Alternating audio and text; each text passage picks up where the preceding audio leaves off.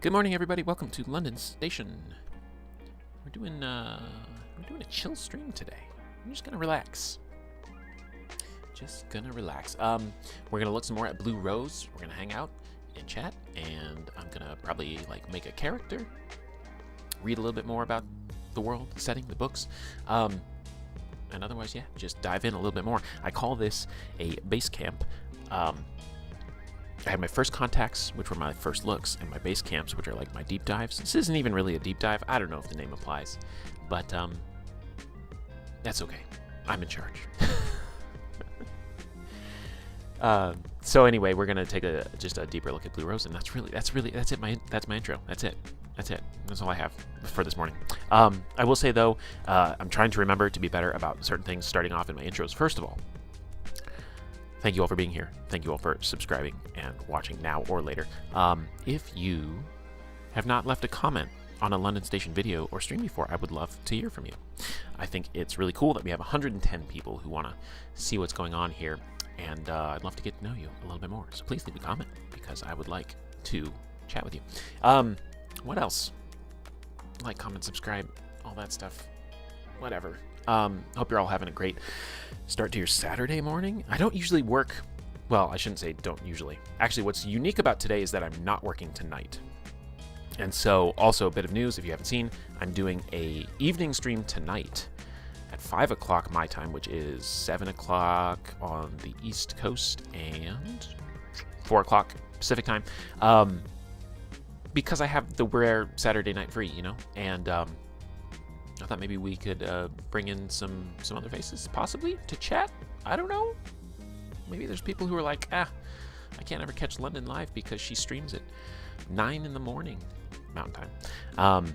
It is a weird time to stream, but like I've established, these time slots were kind of working around the possibility of me working a second job, and then I did work a second job, so we're here. But no second job tonight, so you get 2 streams. We're going to do a full-on Ask Me Anything stream, which could be really, really lame if nobody shows up. But I will just sit here and play my guitar or sing or something. Or maybe I'll boot up Minecraft if nobody shows up. I don't know. I'm not going to be too worried about it. As far as this morning's stream goes, there is something else I wanted to do, and I figured I would just do it right here on stream because I'm not rushing and stressing myself. It's just a chill stream. But I need to make a better little banner for my overlay, and I'm going to do it with you right now. And then I will get all my PDF stuff opened up, and we'll just start playing around with the game. No big agenda, no crazy nothing, just playing around with the game. So anyhow, if you want to see my terrible process of designing things, I guess I could show you. I don't know how I want to do this. Let's close that and that and that and that, and oh, I didn't set this. Like I said, it's a casual morning on London Station. We're just hanging out. I need to set my status to this.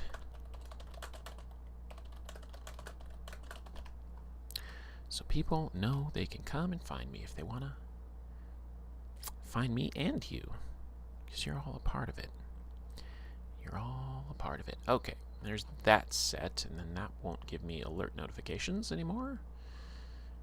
And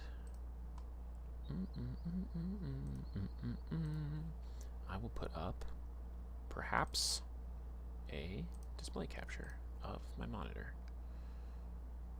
This one, I think. Yeah, there you go. Hey, Paul, how you doing? Hell yeah, let's go. Are you hell yeah-ing for the Blue Rose? Are you hell yeah-ing for the AMA? Or what are we hell yeah-ing?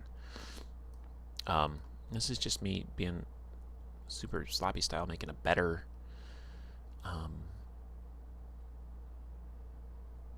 banner. God, that word left me. It left my brain. Just to go down right. Oh man, I can never figure out which way to point on this thing. Oh, there's my finger. There. That banner was just a screen grab of a thing I found, but I found a higher resolution way to do it. So we're gonna improve, adapt, and overcome. Okay. And I'm gonna download this as a PNG, and I'm gonna take it to Paint 3D. No, Paint.net. I should have, oh, you know what?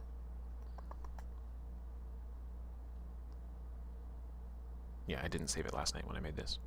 Oh, hello, that's not what I want from you. Open.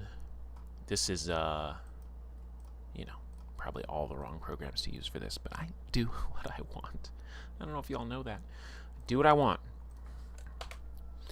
And I did figure out that I can get in here if I'm careful with my selections and give that some a little delete.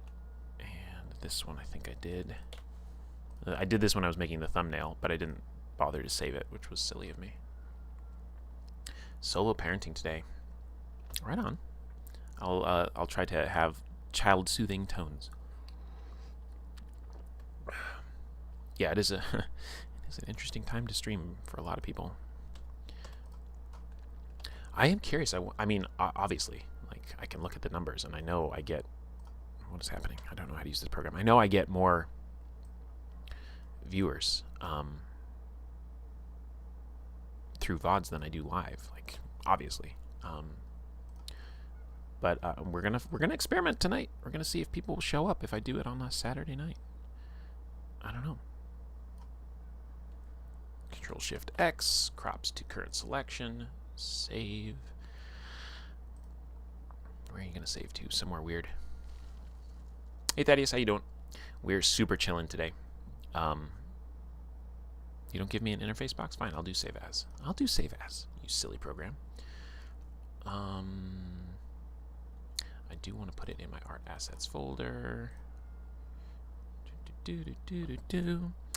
What do I want to call this? Blue Rose, maybe. Banner, even. Look at that. Okay. Now, done with that. And I should be able to just slap it in. Like that. Okay. Getting there. We're going to put this in the banners folder. I organized, finally, all the various banners that I've made over all of my streams. I have banners for Wardens of the Blue Rose, I have the text banner, I have the Minecraft banner, the Expedition 33 banner, the No Man's Sky banner, the Astro Prisma banner, the Legend in the Mist banner, the City of Vespers banner, and now the Blue Rose banner. So this one sucks. So let's get... No, I got rid of the wrong one. Embarrassing. Embarrassing streamer gaff. There we go. Okay. I probably should have done some effect, some drop shadow or something like that to make it a little better, but that's all right. Doesn't have to be perfect, it just has to be better. And it is, I think, maybe. Maybe getting a little bit lost with the blue color on the background, but we will survive. We will overcome. I hope. Anyhow, as I was mentioning at the top, we are just going to hang out and vibe with Blue Rose. And I have the PDF open here. And one of the things I want to do is just play around, make a character, see what's up. So... there it is. Everything's working today. It's pretty great. Pretty great.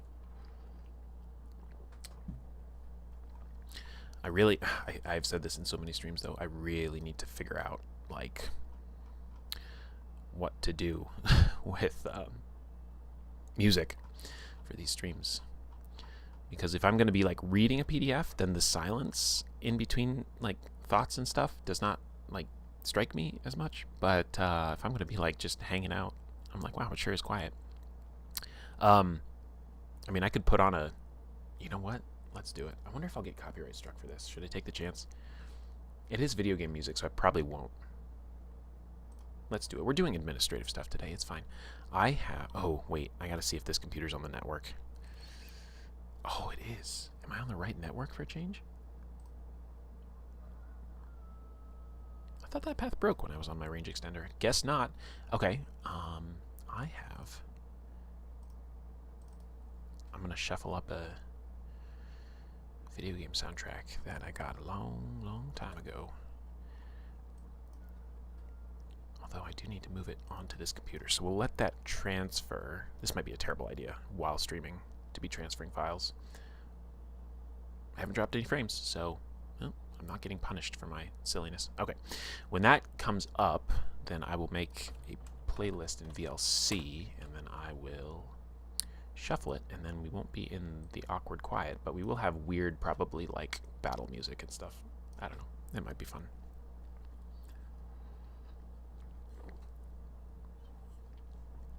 Might be fun. All right. We are going to make a character, which is something I haven't done. And this is Blue Rose, believe it or not, random character generation. Random character generation.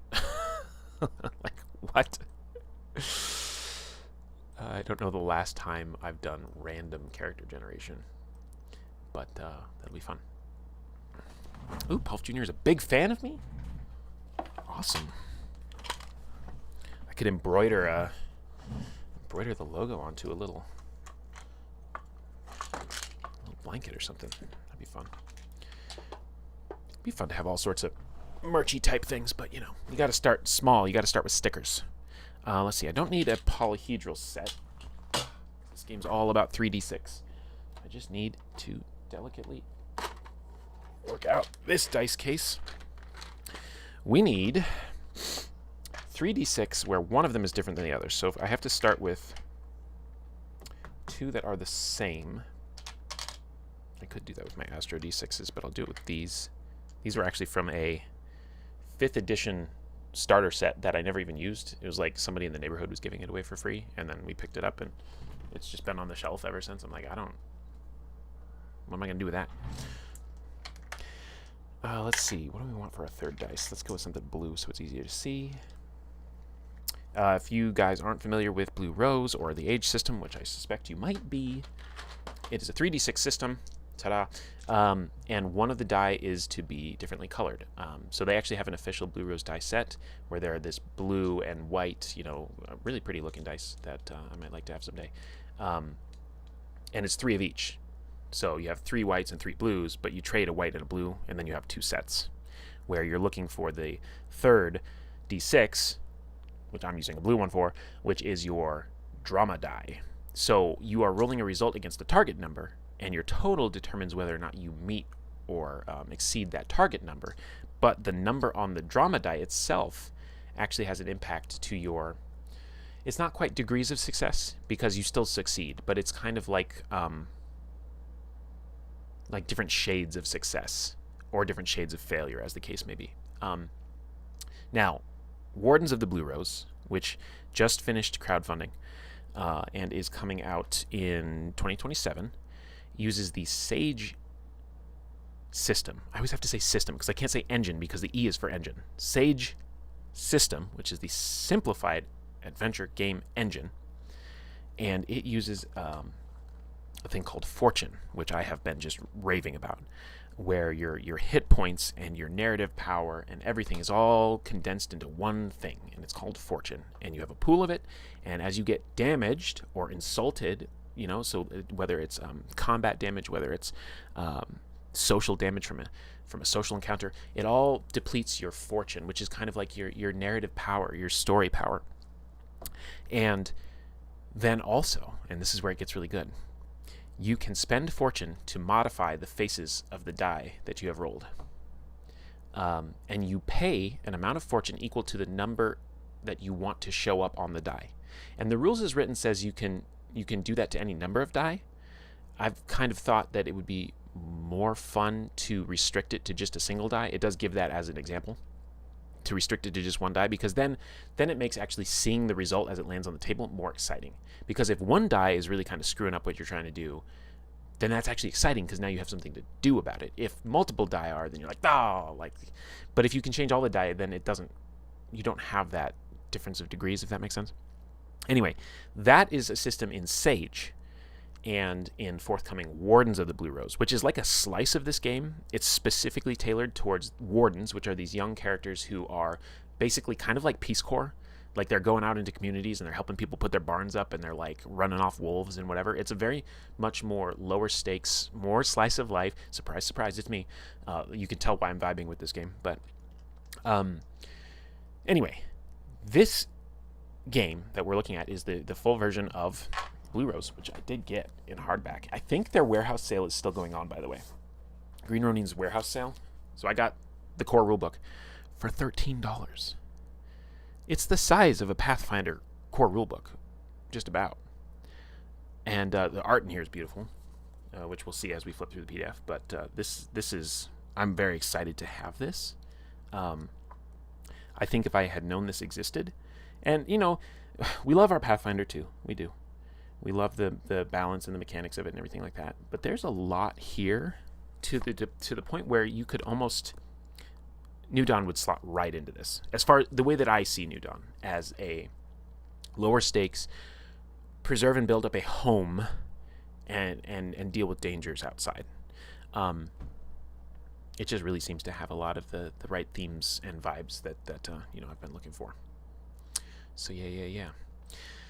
Pulf is not familiar at all, so you're here for anything I want to explain, and that's why I did.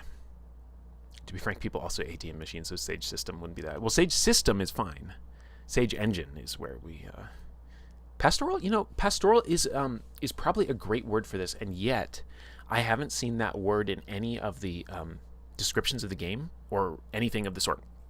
So I agree, and it's also interesting that there's an omission there, and it might just be because they're harkening back. Paul, if you're not aware, this game was initially written in 2005 under the True 20 system. I don't know what that is, but I'm assuming it was a spin-off of, you know, it was the D20 era, early 2000s.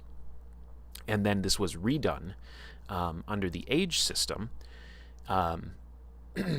in 2019. So this is fairly recent. This is fairly fresh. Like, this was coming out when Pathfinder 2 was coming out.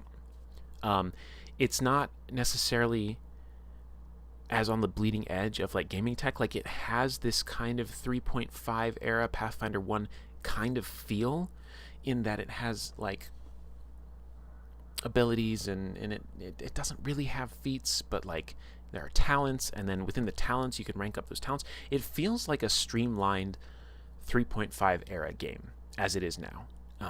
And, you know, going to a 3d6 system with its own little quirks with the drama die and everything like that does make it stand out from the, you know, the peak of D20 games where everything was, you know, D20 plus modifier, and that's just how things were when 3.0 and 3.5 really exploded. So, and that I think had the stranglehold on the TTRPG market for the 2000s until like your PBTAs and such came out towards the end of, I want to say the end of the 2000s, and then the 2010s were sort of the renaissance of like those games, you know, Apocalypse World and all that.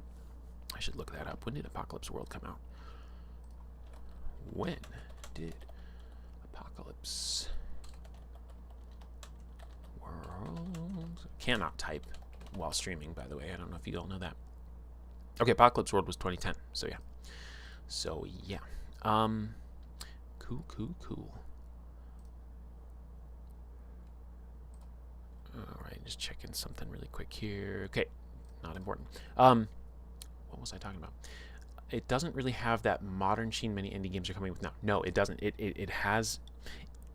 I will say, I don't know what it is about it, though, man, because it has that kind of... like... it has that familiarity of something older, while also being fresh and new to my eyes. Like, you could not pay me to go back to Pathfinder 1. You couldn't. Even though it's where I started gaming, you couldn't pay me to do it. Even though my name's in some of the books. Casual flex. We like to casually flex. When I play an indie, my goal is to never need to pull up my character sheet. Fair. Yeah. Sometimes I go weeks and weeks and weeks, and I'm like, oh, wait. What is my save for this? I don't know. I'm like, Path Builder... log in again. It's like, hey, you haven't logged in 3 weeks. Do you want to back up your character sheets? That is the New Dawn experience. Speaking of New Dawn, I was considering doing a New Dawn stream tomorrow. It's something that I've been meaning to do. I don't know, it's one of those things, like with tonight's stream, there are a lot of stream ideas that I have that require a certain critical mass of chat participation. And partly because I stream at weird times, and partly because it's a small channel, partly because maybe people don't like the things that I talk about. I don't know. There are ideas I have that I want to see, and I'm kind of like waiting until I have the audience for them, right? And but a New Dawn stream, I think I can fill the time, and I can rant and ramble about because I think it's going to be a fascinating look at not only, I've talked across multiple streams about elements of New Dawn, but the decisions and like the evolution of it and the mega game aspects of it.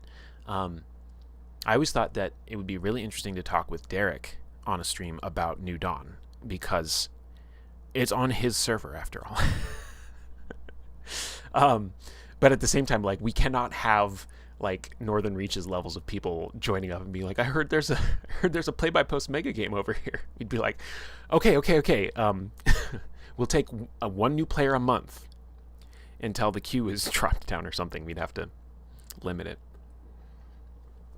Or have a GM throw something together like Explorers, which, that's a whole other topic. It's like, there have been so many innovations with New Dawn over time, and how shifting player base that have different wants and needs have shifted what the game has become, and yet retained this core identity. I think it's good. I think it's a fascinating talk, and I'm thinking of doing it tomorrow morning. So I probably won't be able to jump into the AMA stream, but I'll say just go do all the ideas. Yeah, it's tough. It's tough. This content creation thing, and that, I'm spoiling everything I was going to talk about tonight.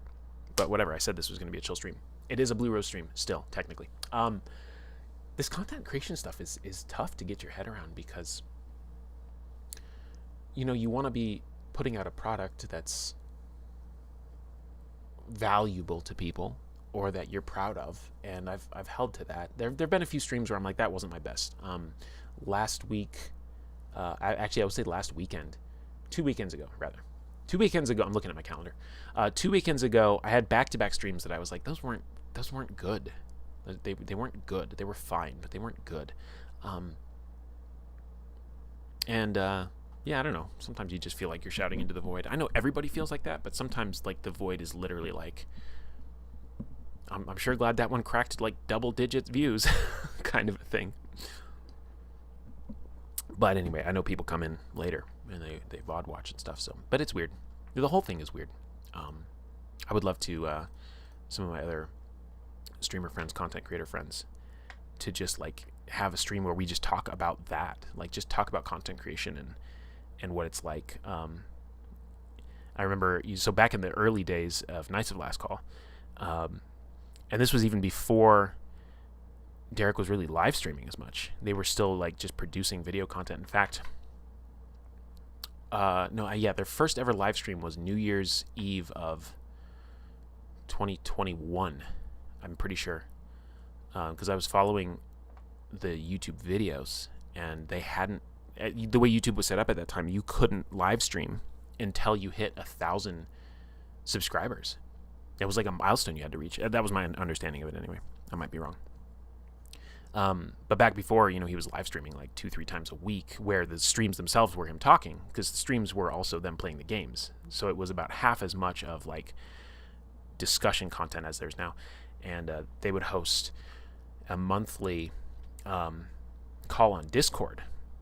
And it was like a behind the scenes, like, here's how like this content creation is working, and here's like where the numbers are, and here it was very fascinating from like a business sense. I always really loved those calls, and I understand why they stopped doing them, because Derek was like, I already tell you all everything to everybody public, so why would I do it again in a private call where sometimes people may or may not join.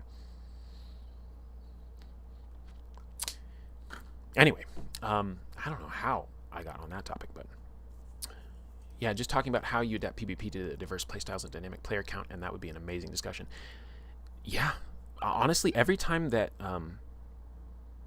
Derek is doing his whiteboarding and he's talking about time tracking and like old like AD&D whatever, where he's like, oh, this character is gone for these 2 weeks and they can't be in another adventure. So if that player wants to play with this player's character, they have to bring a new character, or they have to do this or that and the other thing. And every time that comes up in a stream that I'm there, I'm just like, this is what we do in New Dawn. This is what we do.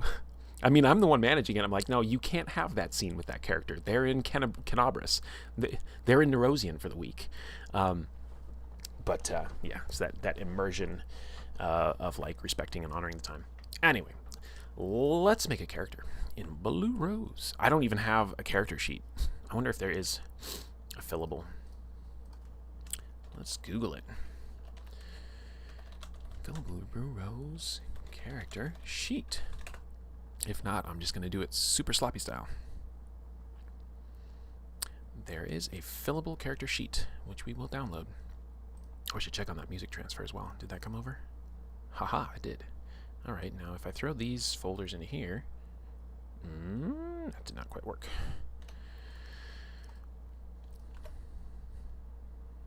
Let me do it this way. I'm going to take the first... This is a 4-disc soundtrack that a friend of mine got from some, like... He would go to these, like, Japanese import shows back when I lived in the Northwest. And he knew I really liked this game. This is Tales of Symphonia, which came out on GameCube only originally. He got me, like, the 4-disc box set of the soundtrack. It was pretty cool. So anyway, some of these songs might be weird for streaming, but... Oh, also, gonna have to turn on that source. Hello? Why are you not working?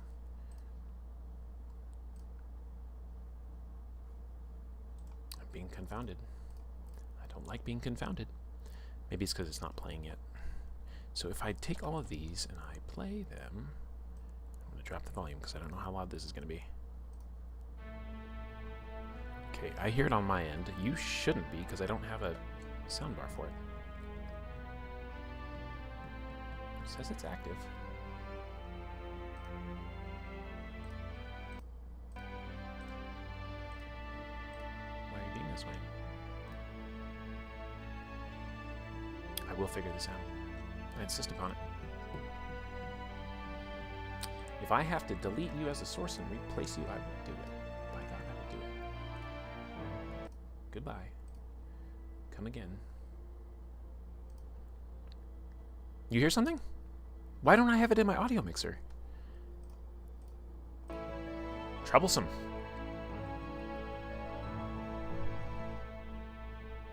It's right there.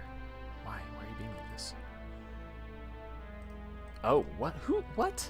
When did that setting get added? Hide in mixer? Uncheck. Okay, great. Thank you. How's the volume? Because it looks like it's kind of maybe high against mine. Anyway, let me know as we go. Let's download this character sheet. The downloadables. Gotta get the downloadables. Guys, we have music on a stream. We haven't had that since Astro Prisma.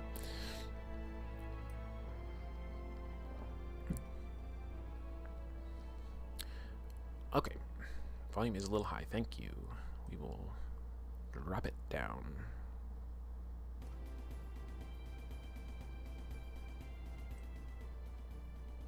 Man, this is hitting me in the nostalgia. Overworld music. Okay. No, don't open in Google. Open in Adobe. You silly computer. There we go. There we go. Professional streamer. Okay. Any thought to my next solo game? Probably still Ballads is the one that's at top of my list. I suppose partly because it is the only other solo game I own. And yeah, I could solo games that are not solo. I could solo Legend of the Mist, but I don't really want to solo Legend of the Mist. Not right now, anyway. Yeah. So it's probably going to be Ballads of Dawn, which again is being actively created by a friend of mine, Hime, who's in the London Station Discord as well. Too low now. Okay, thank you.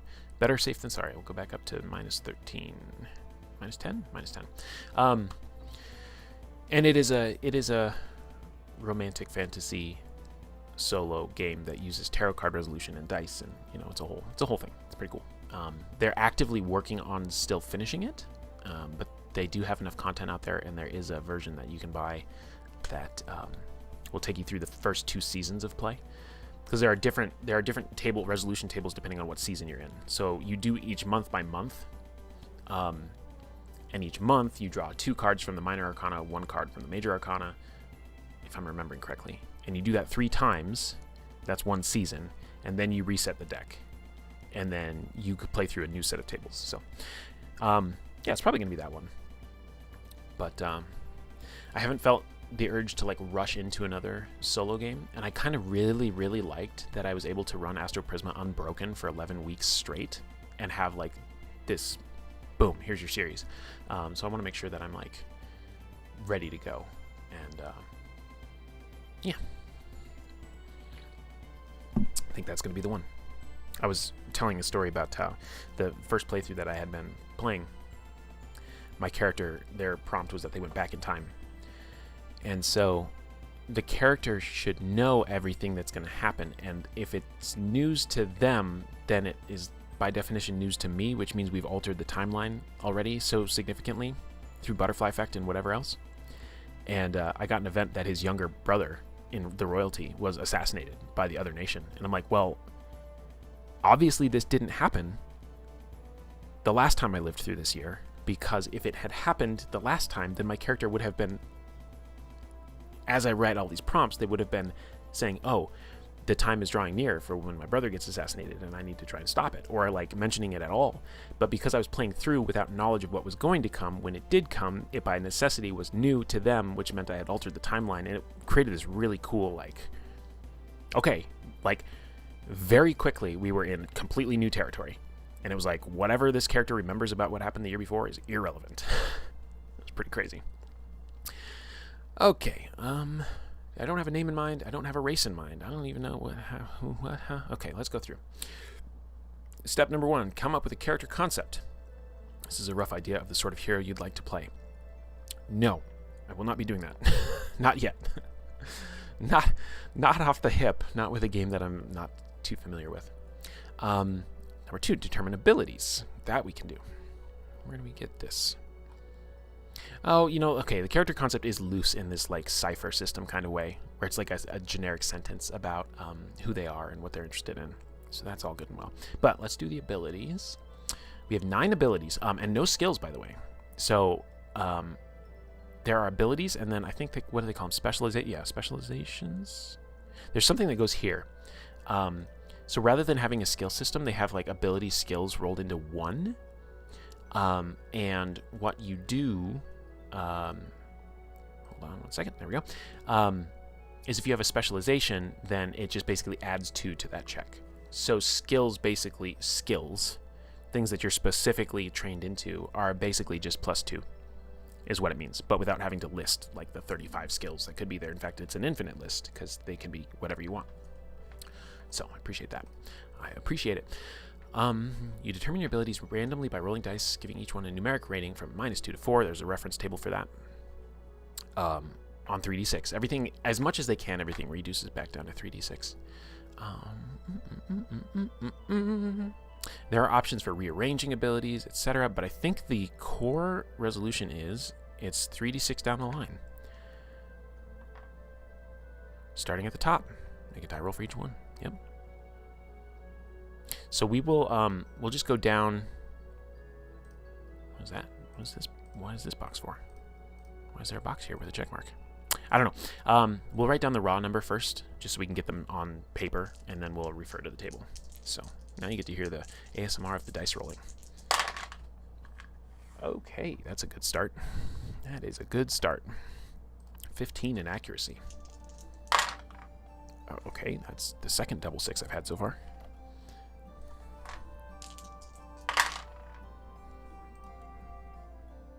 I can't do math on stream. Adding 3 numbers together, too hard. Holy crap. This character's gonna be busted. Uh-oh, never mind. Jinxed it. I mean, these wouldn't even be bad numbers for, like, your normal D&Ds. Jinxed it again. Oh, we're not smart. Oh, we're not smart. We're not smart and we can't fight. We started off so hot. We started off so hot. What is the average of 3d6? It's 10.5. Oof. Oh my god. Okay. We started off really hot and then we just fell off the face. Yikers. Okay. So, we are going to refer to, in fact, what page is this? 31? Look at me with my handy dandy physical book.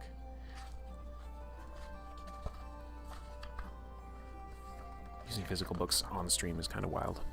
I should get like a book stand. I could put boom, rulebook right there. I kind of might be able to, because I have a. Please don't fall over. This is going terribly. This is going so terribly. But we're doing it together, and that's what matters, right? I need a binder clip.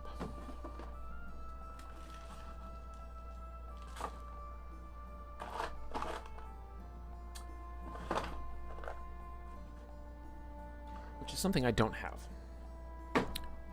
Put it on the London station list. Binder clips. Anyhow, I just need to know enough to get these numbers transferred over. So 15 turns into a 3, 13 turns into a 2, 10 turns into a 1, 14 turns into a 2, 8s turn into zeros. Okay, that's not bad. 7? Oh, 7 is also 0. Okay, so we have no negatives, actually. We just have a character who is... I need to stretch out that spine. I did jinx it. I did jinx it for sure. That was on me. And I should know better. So we're super accurate. Good at communicating. Dexterous. A little hardy. I don't know. It's pretty much just me. Pretty much just me, isn't it?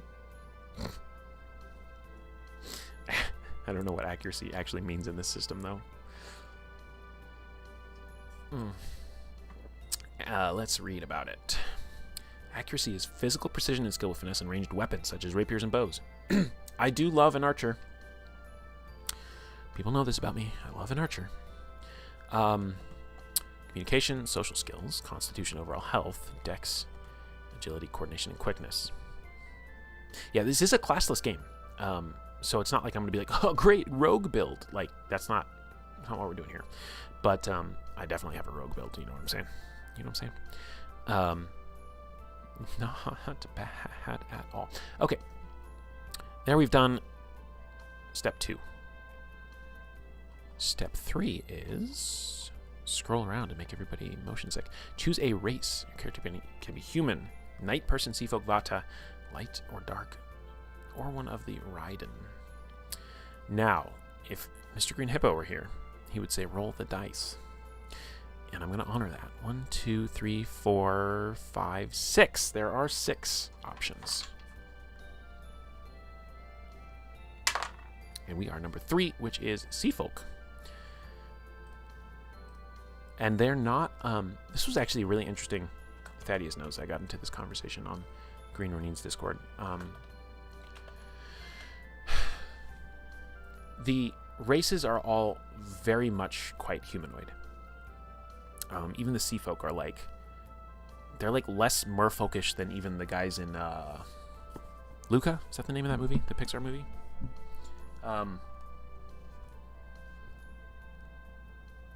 So, because the emphasis of the romantic fantasy genre is on very humanoid people, and not these more abstract, monstrous entities.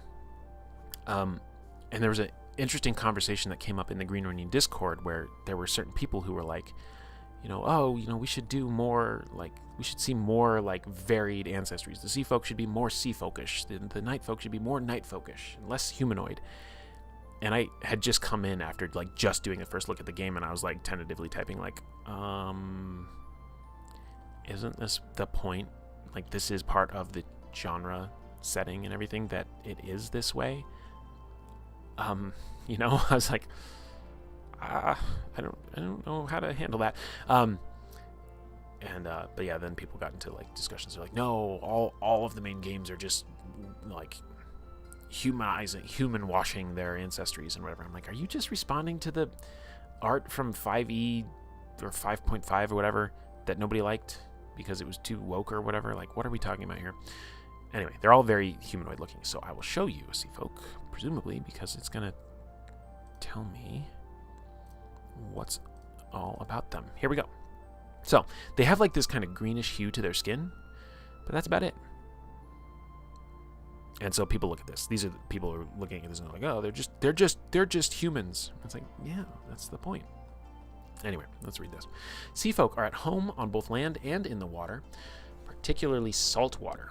Looking like androgynous, sleek-bodied humans, sea folk have a greenish or bluish tint to their skin, which tends to be tanned and varies in hue, particularly if they have human ancestry. And that's the other point, is that as a romantic fantasy game, all of these races can mix and mingle. Mixing and mingling. Hair color is typically green, blue, golden blonde, or occasionally black or silver, while eye color is green, blue, gray, gold, or black. While eye color is any of the 5 main eye colors. Sea folk can interbreed with humans, and their offspring are either human or sea folk. Mixed heritage characters sidebar. Ooh. Humans with sea folk ancestry, which describes many islanders, sometimes have sea folk children as well, and although it is rare for sea folk with some measure of human ancestry to have a fully human child, it does happen. Choose to play a sea folk character if you want someone who is quick, perceptive, and completely at home in the water. Hey, we are quick and perceptive. Sea folk make excellent swashbucklers, spirit dancers, and water-shaping adepts. Adepts are your magic users in the Blue Rose setting.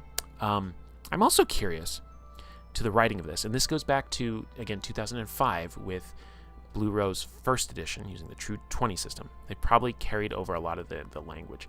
But you know how times change, and then we look back and we're like, we wouldn't use that word anymore, like race. Like, this game is still using the word race. A lot of games have moved to other terms. Pathfinder in particular started using ancestry, and maybe they weren't the first to do it, but they were maybe one of the higher profile ones to do it. And then a lot of people were like, you know what, ancestry is actually a great word. It gets rid of a lot of kind of potentially messy connotations. But I was wondering, as I read this, the term interbreed is a little I don't know, it's a little much. But then I started to think, like, well, what else do you call it? Like, what's the cozy, happy word that we can use for that? I might just say they can have children with, and just, that might have been what I did.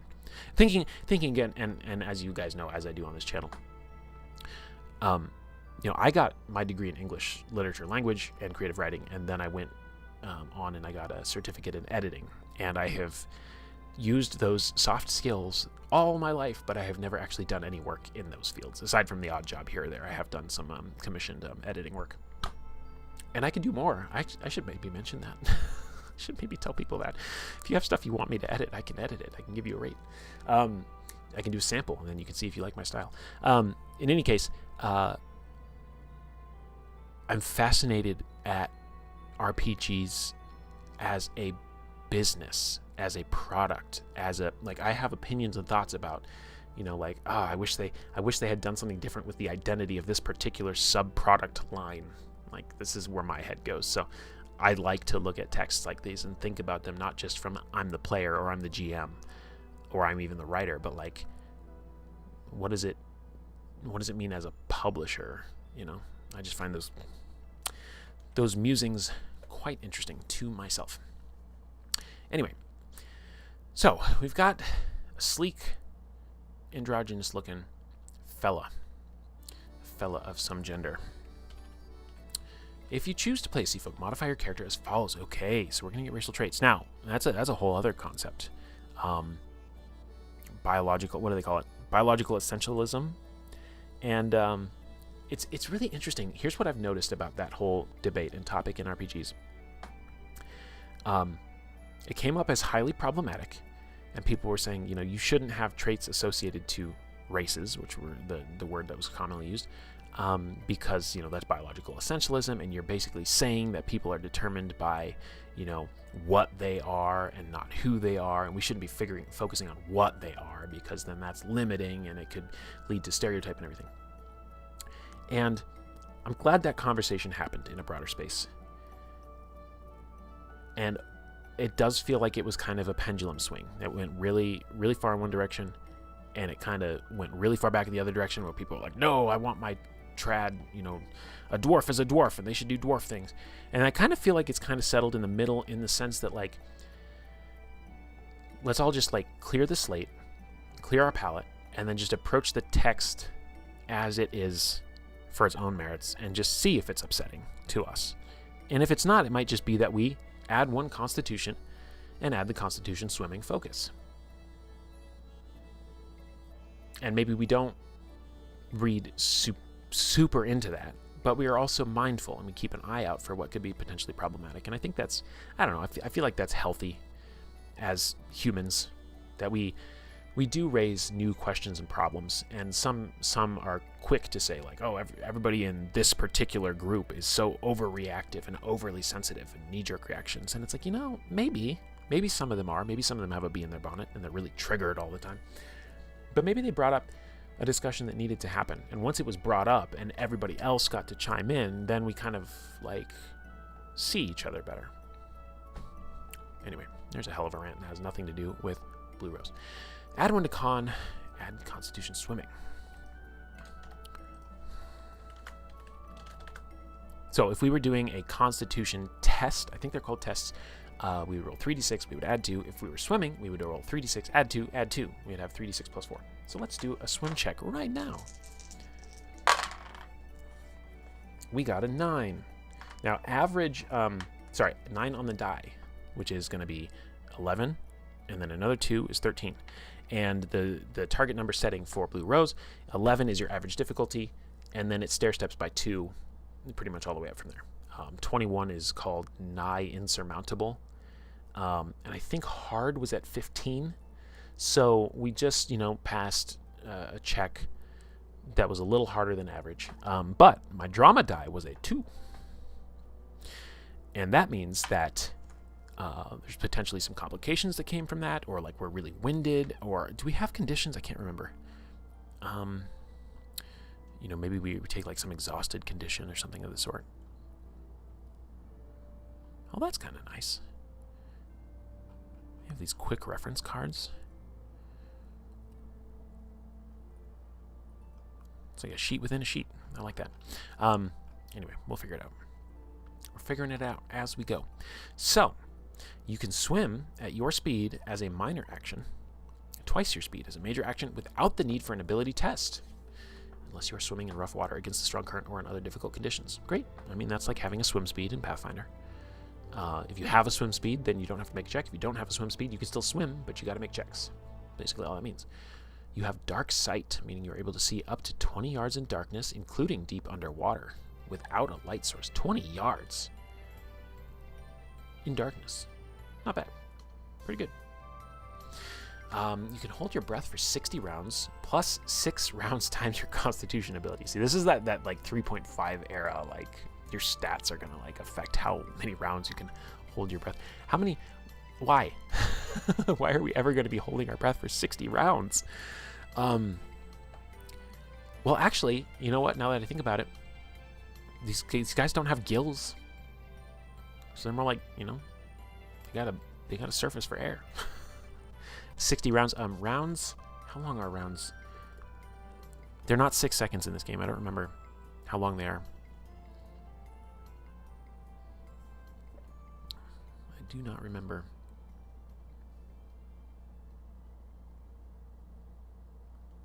Is it in the combat? Like, where is it?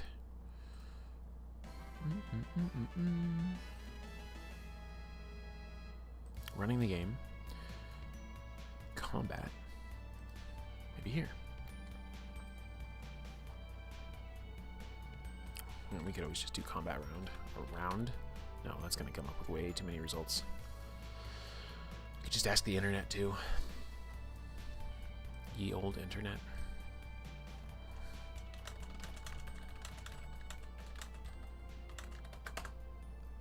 "15 seconds. Thanks, Google. Thanks, Google. 15-second rounds. Interesting, right? So, let's do some math on that. 60 rounds times 15 seconds is 15 minutes. If I did that right. 60 times 15, because if you divide that by 4, that's every minute. Yeah, it's 15 minutes. Plus 6 rounds times con, which our con is now 2. So we get 12 more rounds. Math on stream. Every 4 is another minute, so that's 3 more minutes.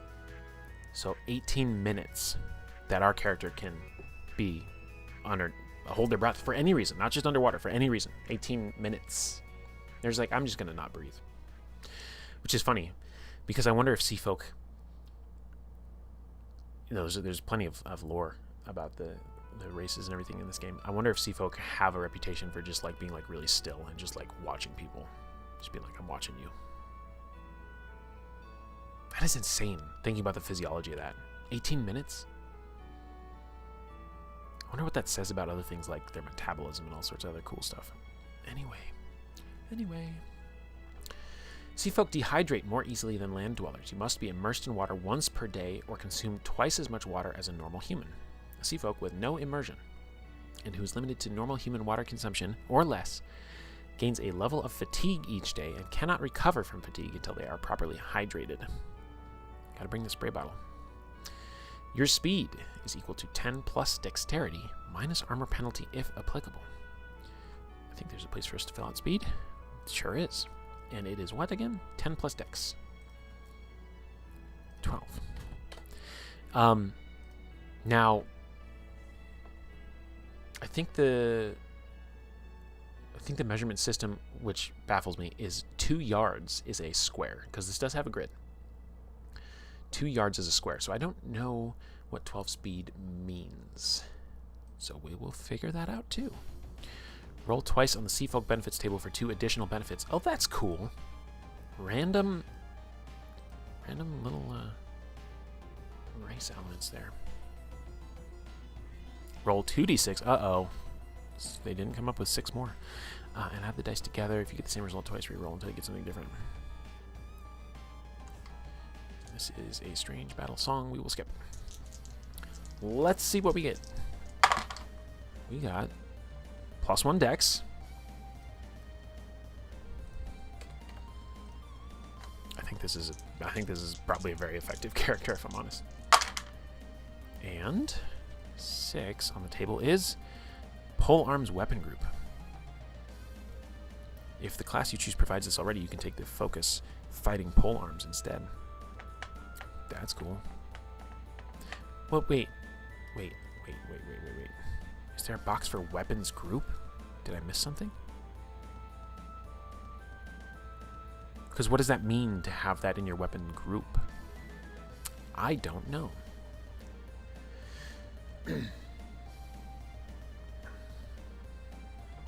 Oh, you think the speed is in yards? Yeah, that's probably a good way to look at it. Okay, skipping the battle music. Okay.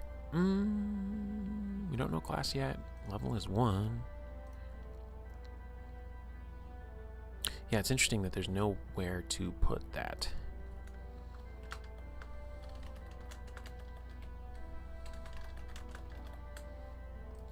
Interesting. Okay. I actually really want to figure this out right now. Weapons group. 13 mentions, huh?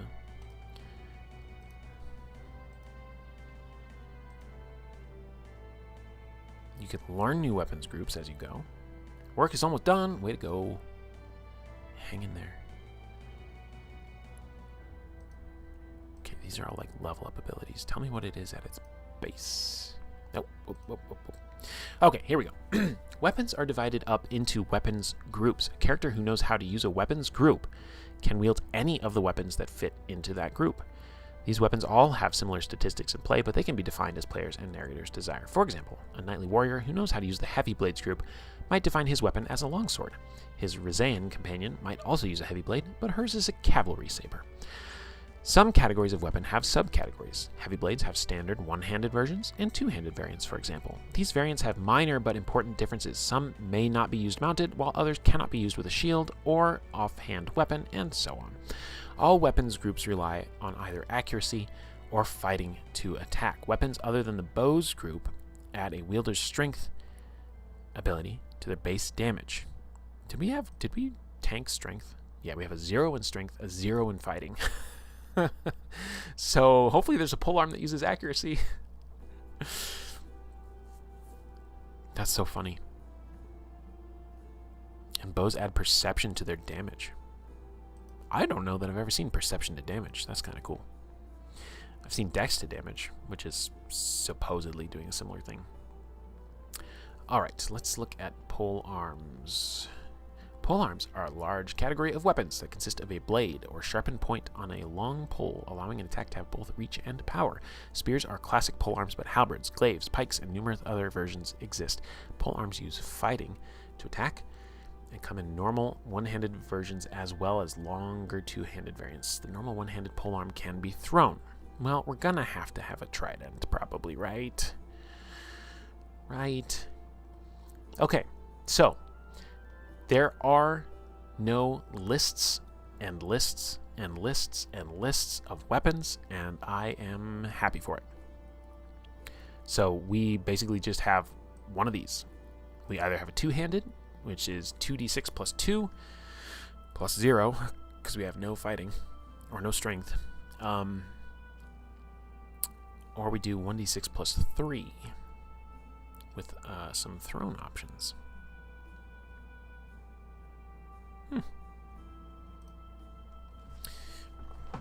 Throwing weapons, though, is always kind of problematic because, like, you got to get them back, right?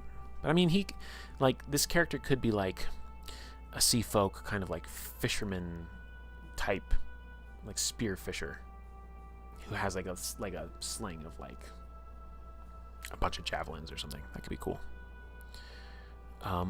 Because I would presume that javelins wouldn't go anywhere else. Yeah, axes, heavy blades, light blades. Okay, look at these groups though. Axes, right? An axe is an axe. It's nothing else. Bludgeons. Bows. Brawling. Now, bludgeons and brawling are different. Okay, so brawling is punchy punch. Bludgeons is clubs and flails and such. Heavy blades, lances, light blades, pole arms, staves. Done. I don't know that there's anything missing from there. You know, and you could even under bow, they have sling. So you can do other ranged weapons under the bow weapons group. I'm here for it. I appreciate it. Now, presumably, we're going to get access to other weapons groups as well through play. Because you can see you can modify them through leveling up, but also we're going to get, to choose a class at some point here too. Did I capture all of this stuff? Probably didn't capture half of it. I need to note my swim speed somewhere. Wonder if this is supposed to go in like powers, talents, and specializations. Probably not, but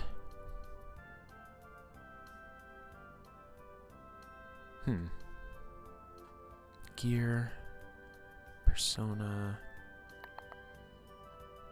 notes. Yeah, I mean, there's nowhere else for it to go really.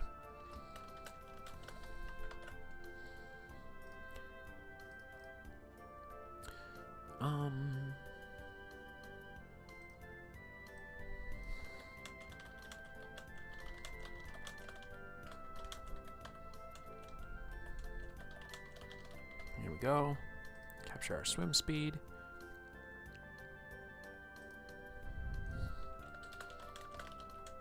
Dark sight, 60 yards. Right? No, 20 yards. Whoops. 60 feet.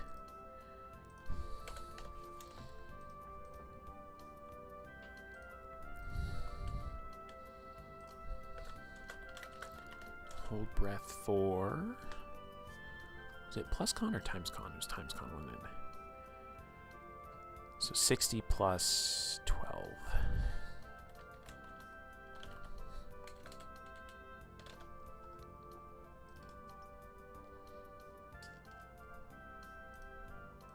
I'm just going to say dehydration. Risk. We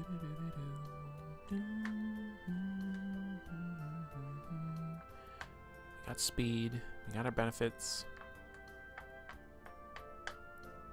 There we go. Now, step 3. Step 4. Determine background. Your background is where your hero came from and what influenced their early learning experiences. Now, what does background mean in this game? Your character did not spring from nothing. Just like real-life upbringing and circumstances shape personality and abilities, this is represented by backgrounds in blue rows. They determine where your character came from.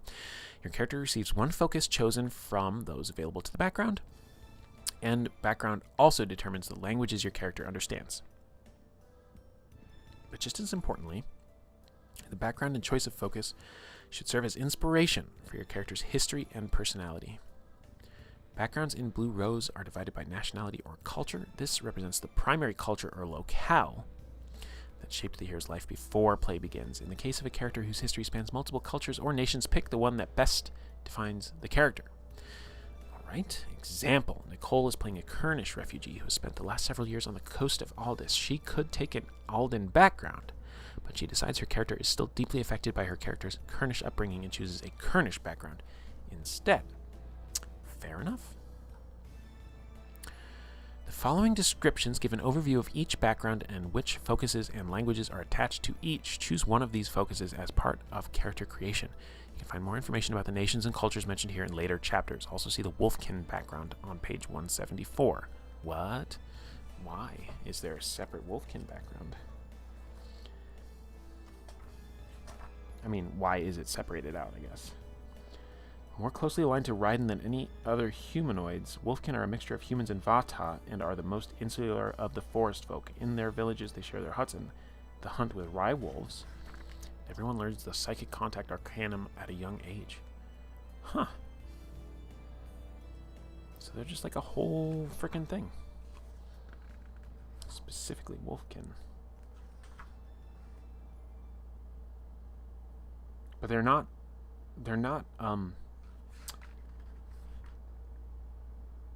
well, I should keep reading, make sure I'm not going to say something wrong.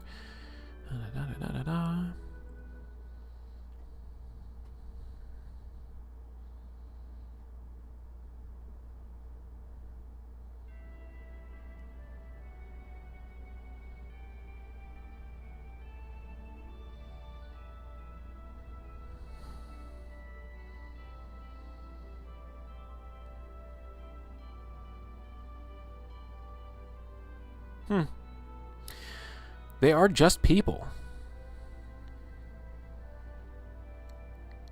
They just tend to live in commune with Rye wolves, which are the Raiden, the psychic animals.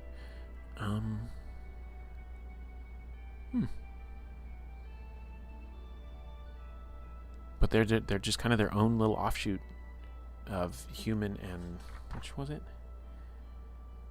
Humans and Vata. Interesting. For some reason, they put the background entry here on its own instead of here with everything else. I wonder why. It honestly could have been a layout thing, and it was the one that fit in least of all, so they moved it. So we could be Alden. So these are really broad, huh? You choose one of the focuses from the list, and then it tells you what your languages are. Forest folk. That's not going to be us, because we're sea folk. Jarzoni. They're a very intense place. Kurnish.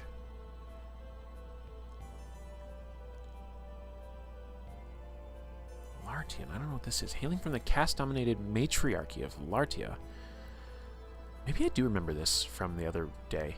Lartians are used to everything having its own purpose and place. The castes work together to make their nation strong and safe, but mobility and freedom are hindered by this tradition, something that grates on the more independent and egalitarian among them. These individuals often travel beyond Lartia, but their habits and traditions often come with them whether they like it or not. To be a Lartian is to take strength from stability and tradition, but to also occasionally struggle with equality. Free! Thaddeus is free. Be free, Thaddeus. Live your best life.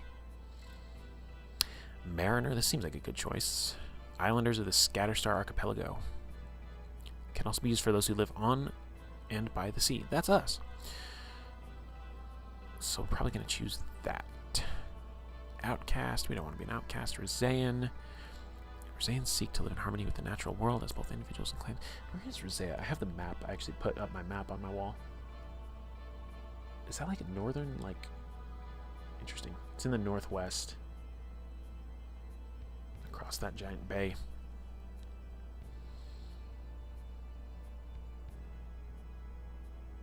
So they're very clan-driven peoples. Okay. Roamer. That's not too many backgrounds, you know? It's not really that many.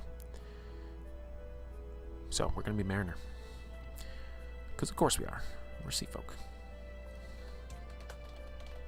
And with that, we can choose focus on communication, bargaining. I kind of like that. Kind of being like that sea folk, like merchant trader kind of person that comes to the shore and like trades with the humans.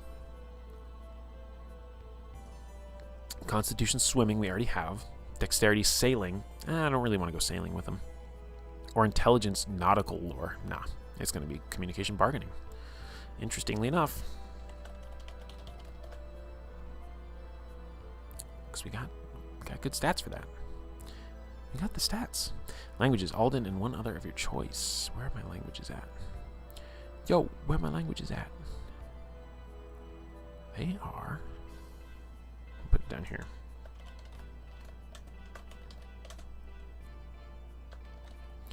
I don't know many languages in this game. Control F languages. Of course, they're going to have a lot of mentions here.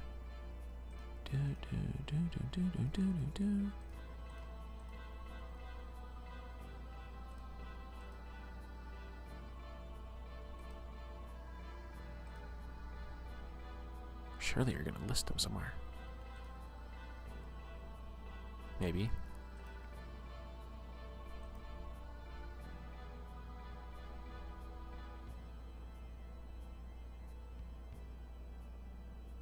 Wait a second. I don't remember seeing an entry in Seafolk that told me what languages we could learn. But that just said that we should.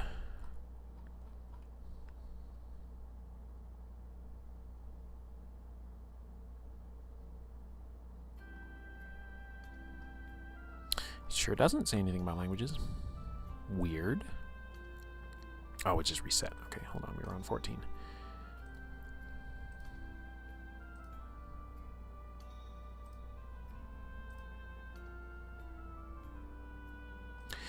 Okay, strange. Okay, so we're going to parse this together ourselves. Actually, I wonder. It might be in... I don't have the PDF for this book. But this is the Aldea, City of the Blue Rose, which is, you know, it's your setting book, even though it's about the city, the main city. It'd be really cool to run a... Again, thinking New Dawn-like. Oh, wow. I did not see this map before. This is awesome. I will show it to you. So these are the end papers for Aldea, City of the Blue Rose.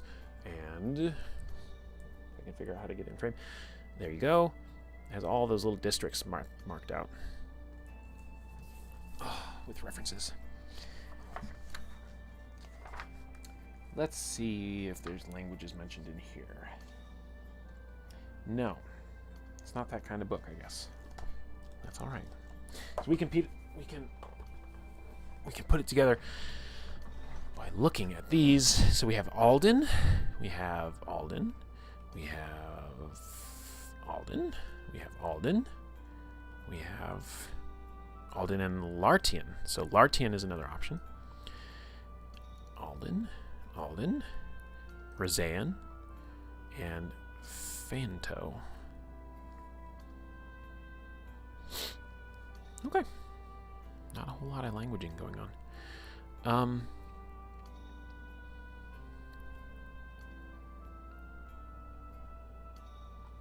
I don't know. I'm going to look at a map. It would make most sense to be Jarzone or Rosea. Let's roll a die. Odd is Jarzone, even is Rosea. It's Jarzone. Okay. Was it Jarzoni? Is that how it was? I've forgotten already. Where did it go?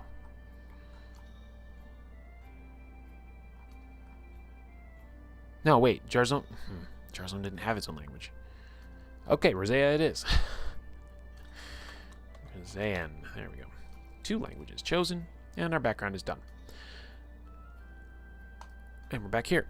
Step 5, choose a class. This is your character's calling in life. You can choose Adept, Expert, or Warrior. I find that fascinating. Because I have a little bit of class theory that says that your class should be what you get hired for, to do the thing that you're supposed to do in the game. So if you are in a dungeoneering game, then a class should inform you what role you play in a dungeon, such that, I'm not saying this would actually happen, I'm saying this would be my litmus test to see if something is a class or not. Would somebody go into a pub or tavern and post up a help wanted sign with your class name there? Help wanted, we need a blank. That to me is what a class could be. I was going to say should be, but could be. If you use that methodology to structure how you do classes and abilities and so on and so forth. So I like this. You've got your classic like 3rd edition NPC base classes here. You got your fighter, you got your expert, which is your skill person, your trickster, your lockpick, your whatever, and your magic user. That's fine. But then it says this is your character's calling in life. And I'm like, is it though? That's interesting. Interesting. So let's actually read about it and then we'll figure it out. Classes. If background is where you came from, then class is the path you are following. Classes are both heroic archetypes and frameworks for your character's advancement. You have your choice of 3, Adept, Expert, and Warrior. If you want a hero who can wield Arcana, play an Adept. If you want a character who is skilled or clever, play an Expert. If you want one who can fight well, play a Warrior. We're going to be either an Adept or an Expert. But we'll see. Classes are quite broad by design. An Expert could equally represent a thief with a penchant for burglary, a scout in a mercenary company, or a scholar serving as a diplomat and spy, to name but a few. Those are the things that excite me. Scholar serving as a diplomat? Oh, love it. Your class helps define what your character can do, but it's up to you to interpret how those capabilities fit with and reflect your character concept. We're not going to read the example. Your character starts at level 1, which means they are a novice adventurer. As characters complete adventures, they go up in level and gain access to new powers. There are a total of 20 levels in the game, with 1 to 5 roughly being beginner levels, 6 to 12 middle levels, 13 and above being high level, all the way up to the epic levels of 18 and beyond. So they do have tiers of play, which is nice. I find that there are certain tiers of play that I'm not interested in, even narratively. In Pathfinder, I feel like 14 might be too high for me. 12 might be a sweet spot. 14's nice for some reasons. Basically, it's that last push of spell rank on an archetype build. Right? Because I think that's where you get a rank 5 spell for the first time. And so that's kind of like your that's all the more I need, honestly. And I'm running a couple. Well, I just finished running a higher level combat that got completely smoked because they were rolling like 18, 19, 19, 20, 20. They just wiped the floor with me. It was sad. But I have another high level combat going on right now, and I'm like, I don't think I ever want to do this again. It's just not me. It's not me. Let's see, our soundtrack ended, so now we're going to put in disc 2. I say put in disc 2 because, I'm a millennial. And I like to listen to things by disc, All right. Here we go. So, anyway, rant over. Players and narrators should feel free to create other backgrounds to suit character concepts if you want. Yeah. This is neat because it breaks it down. It says, look, a background is you choose an ability focus and 2 languages. That's it. So you can invent them. Also, did I miss this? Am I supposed to choose 2 focuses? I thought it was just 1. 1 focus, yeah. Okay. I did not mess it up. Okay, each class determines key features of your character. A class description includes the following elements. Primary abilities. A class has 4 primary abilities. These are the abilities most important to the class and the ones used most often. Oh, this is just description. Okay, so they're telling you like, hey, consider what you have high abilities in when you choose your class.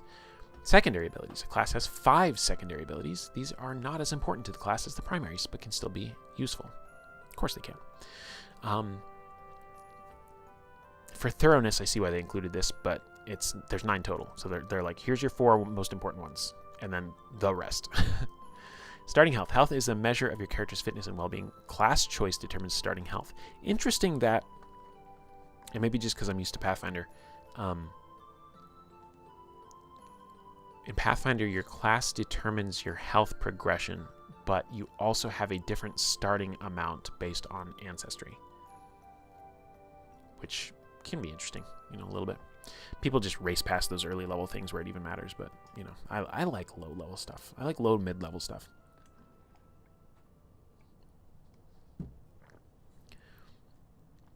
And I think, thinking about it, I think part of what breaks that for me is you get to higher levels, you get higher level magic and spell abilities. And the way that I approach these games is very immersive, I guess. It maybe a word I could use, where I'm like, well, if I had this ability, I would do this one thing every day, or I would do this every time it was convenient, and it would start to break down the sense of the world. The world stops to make sense. And beyond even just your character realizing, any character who's of this level and can do magic can do these things. And that would really start to warp reality. So there's only a couple ways to get around that. As you say, it's either so incredibly rare that there's not enough people out there doing it to upset the status quo, or I don't know. I like playing where magic is niche and unique and not completely world upsetting. This is another thing I really like about Legend of the Mist, is that magic is not understood. Even the people who can use it are kind of like, look, I don't even know really exactly what's happening here. I just know if I do these things in this order, I get this effect. Those are like the expert level, where they're like, I can consistently reproduce this, but I couldn't really tell you what the fuck is going on. I think that's neat, as I like to position magic in my games. And any system that has magic and has leveling, you're going to find your limit, your personal limit, where you're like, this is no longer the type of story that I want to tell. Like I don't know how else to put it. At a certain point of magical strength, you just get into like, now we're in video game territory. Now we're just, I don't know. Anyway, rant. Weapons groups. Weapons are divided into groups, and this entry tells you which ones your character is trained in wielding. For more information, see the equipment section of this chapter. That's our next step. Class powers. A class provides your character with a variety of special powers, such as ability focuses and talents. These powers are listed by level in each class description. Okay. We're not going to gain level today, so we're not going to read that. Well, I should know. I can read this on my own, though. When you level, your health goes up. You get to spend an advancement on an ability. On an even number, you have to spend it on a primary. Oh, that's interesting.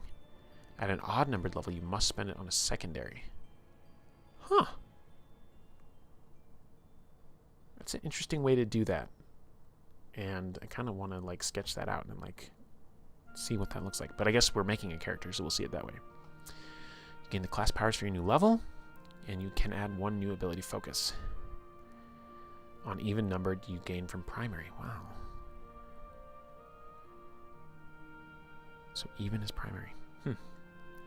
So your first level up is going to be to level 2, and that's going to be primary stuff. You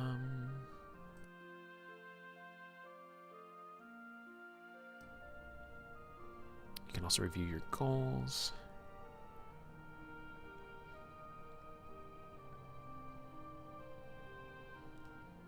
Okay, so there's a scaling of ability advancements. If your resulting ability rating is going to be 1 to 5, it only requires 1. But if it's going to be 6 to 8, it requires 2 advancements. 9 to 12 is 3, so you got to stack them up.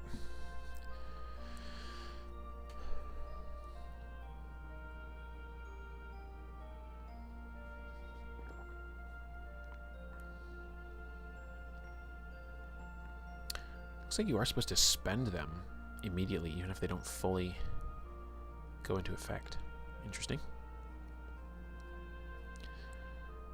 Some Raiden characters start with ability bonuses that may allow them to reach 6 and above. Huh. Interesting. I wonder why that is. Not our problem today. All right. Adept. Primary abilities are accuracy, intelligence, perception, and willpower. That ain't us. Yeah, 3 of those are a 0. One of them's a 3, though. I mean, maybe, maybe 0 is fine. But I would think we're going to skip straight to the expert, which is great because that's what I love. The expert class represents the classic trickster, spy, scholar, or negotiator. You can use it to represent a thief, scout, courier, diplomat, or spy, to name but a few. While a warrior gets by on brute strength and an adept on arcane power, an expert relies on quickness, charm, and cleverness. Whether engaging in witty repartee or slipping a dagger between an enemy's ribs, an expert must be artful to win the day. Repartee is such a great word. And it's one of those words that, I would know if I was using it correctly in context. I would feel confident using it. But if you asked me to describe it or to define it, I'd be like, and I'd take a stab at it. I've always had that kind of sense for language, and maybe everybody does, and I'm not special. But I've always had this sense for words where I'm like, I know when it's being used correctly or incorrectly. But beyond that, I don't know. Okay, repartee, conversation or speech characterized by quick, witty comments or replies. Yeah, that's pretty much what I thought. Get some guitar going on here in this battle music. Maybe I should play this game someday on stream. It's a good one. I do like it quite a lot.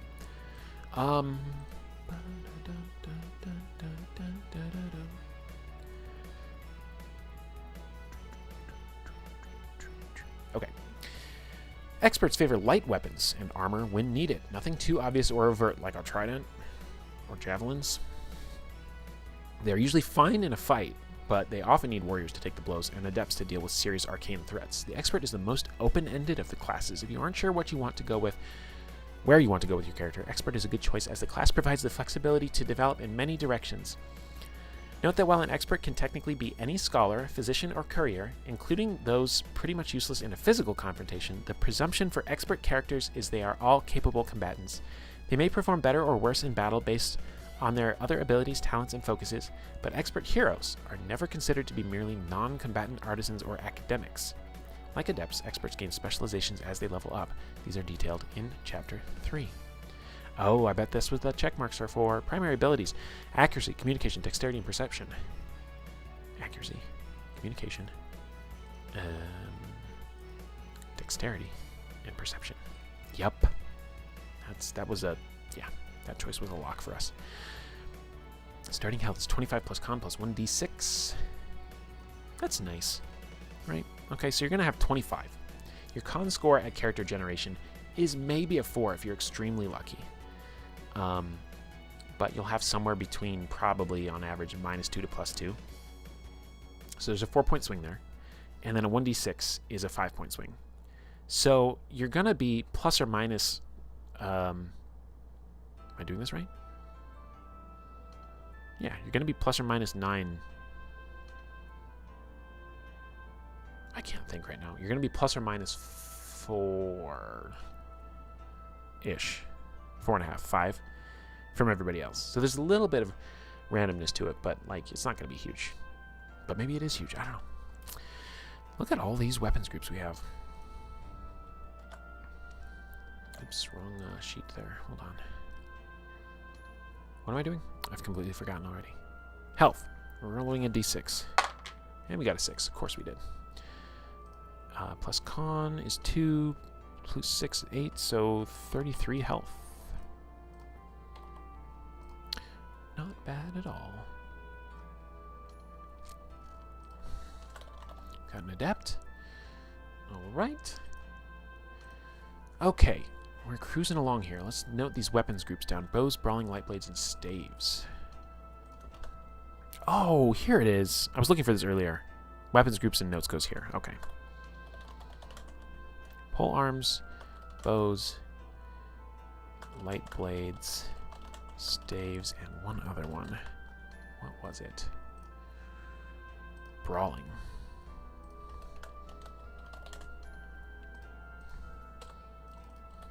Okay. QO. Alright, we also get the following powers at the specific level. So you get, basically, you don't choose these, you just get them, right? Class powers. Let's scroll back up. Hold on.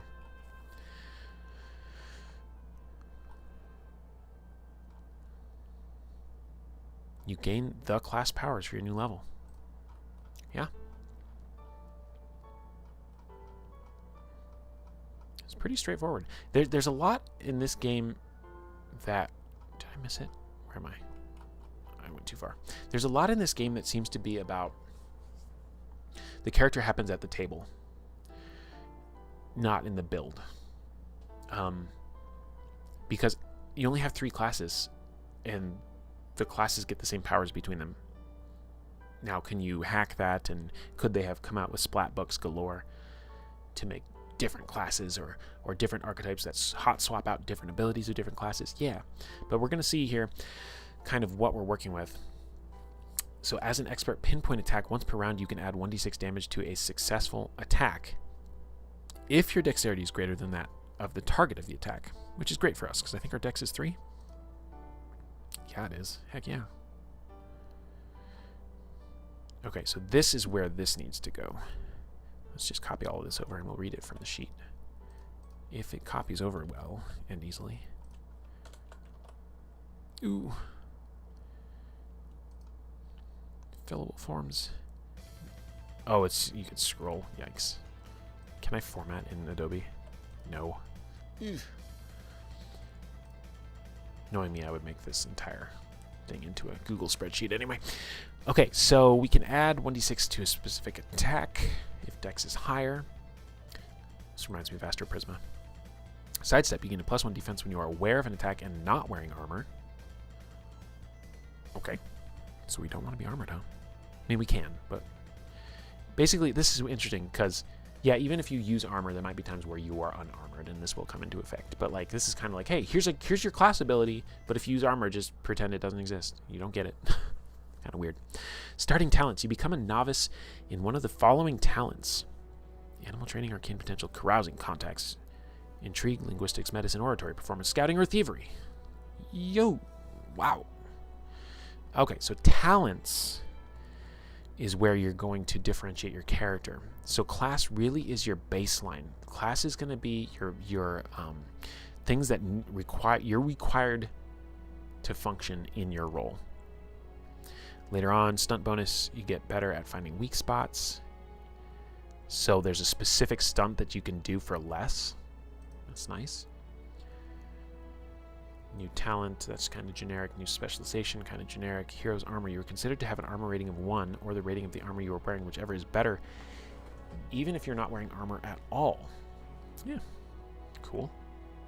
So there's definitely, you know, the light armor to no armor aspect to the expert here. But we don't need to worry about hitting level 4 anytime soon. What we need to worry about is these talents. Is it going to tell us to choose talent? I want to go in order here. Pick your character. Well, it moves us to equipment next, not talents. So we do need to do it now, because this is a class ability and it's going to take us to talents.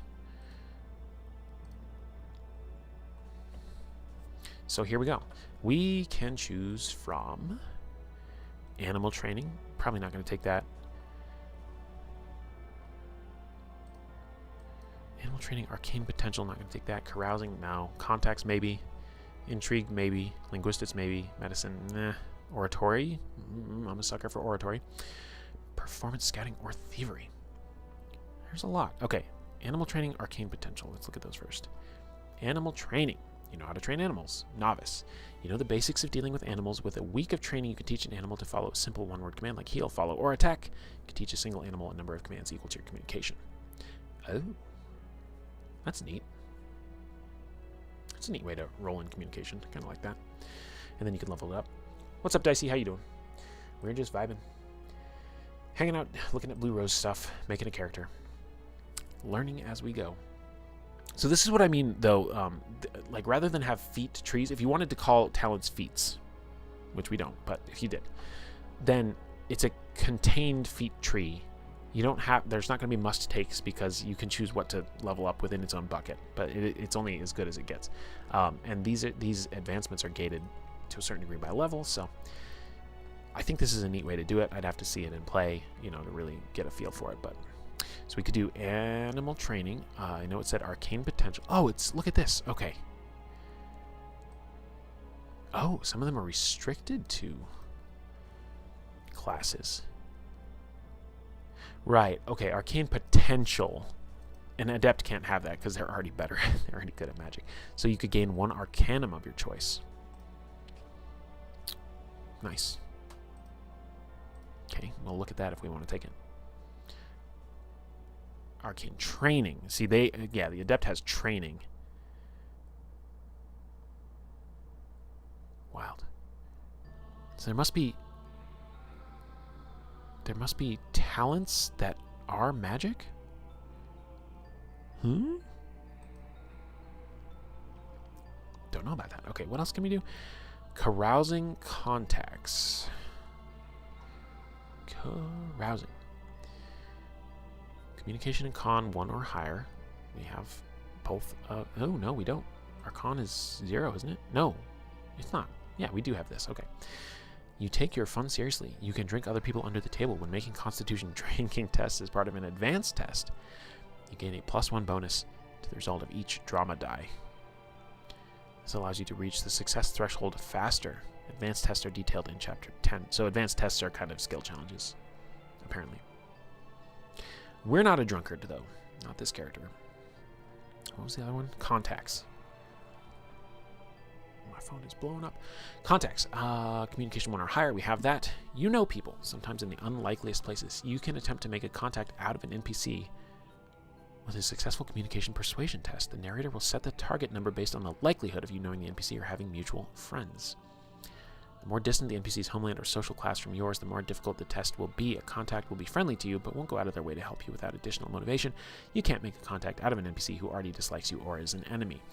This is a word that I don't know what it means mechanically in the system. And this is going to be hard to find using a Control-F search. Maybe there's no value to it, and it only has value later on, because once you've established a contact, you can try to get a favor with another successful communication test. Target number is based on the nature of the favor and whether it puts the contact in any danger. I love this whole thing. I don't think it fits this character, but I love this. My character in my Wheel of Time 3.0 game was the noble class, and the noble had this call in a favor ability, and like you would get it like every other level, but they were a finite resource. Once you used it, it was gone, and you'd have to like either manage them or like wait to get more. And it made for some really cool moments at times. It's one of those things that's hard, you know, for a GM to make sure that you have the ability to call in favors, but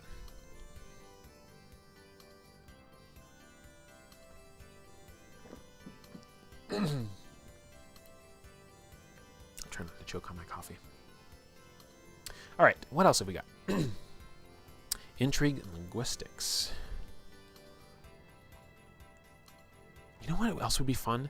Would be to come through and try to make my new Dawn character, new Dawn characters in Blue Rose and just see how well they could come over. Because horsemanship would absolutely be a handling thing. Intrigue. Communication 2 or higher. We've got that. Man, we are killing it. You are a master of secrets. You know how to play the game with a capital G. Hello, Deus de Mar. It's a Wheel of Time thing. I already like this. Choose one of the following communication focuses: deception, etiquette, or romance. Hey, let's go. Not for this character, but that's cool. If you fail a communication test with your chosen focus, you can re-roll it, but you must keep the result of the second roll. What? That's so good. That seems awesome.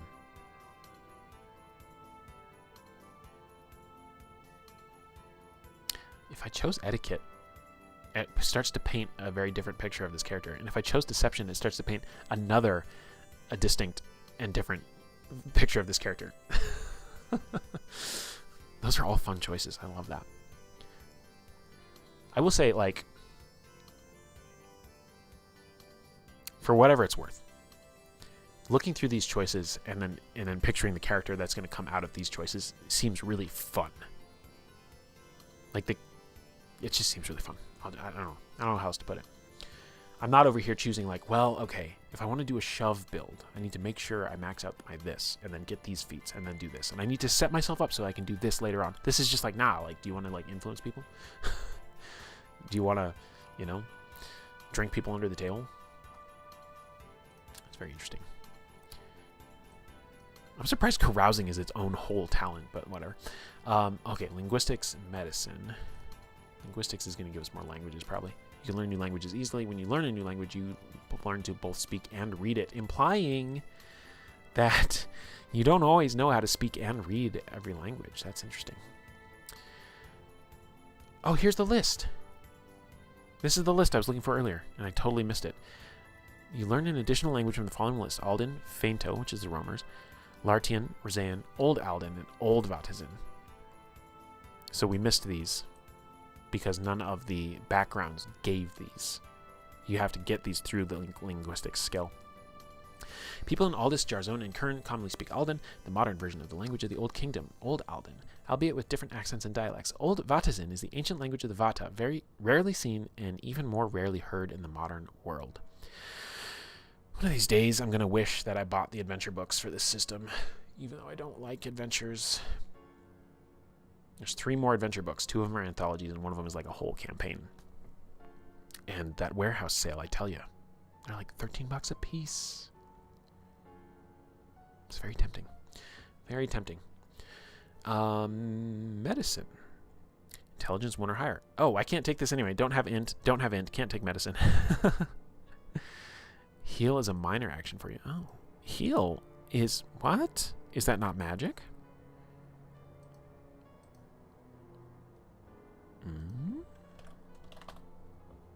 There's only 26 mentions of it, so let's try and find it.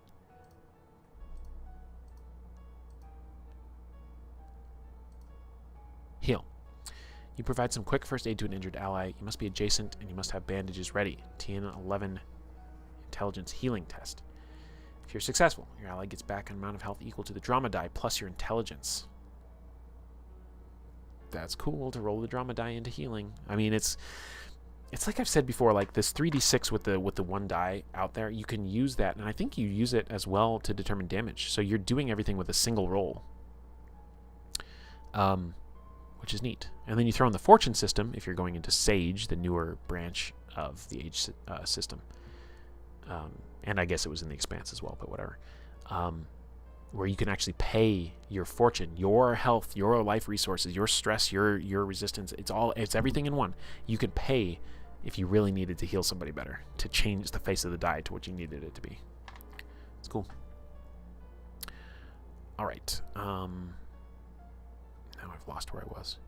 We were in talents, weren't we? Yes. Okay. We were reading the things that we can do. Also, all the art in this book is so good. It's all so good. What else did we have? Oratory. Must have communication, persuasion, focus. We do not. So we can't take this. Interesting.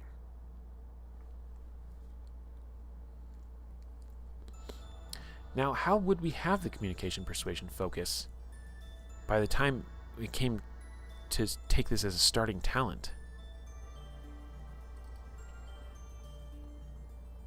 We would have had to get it through... There must be a way to get it through race or background? Let's quickly look, because I'm curious about this, to see how that works out.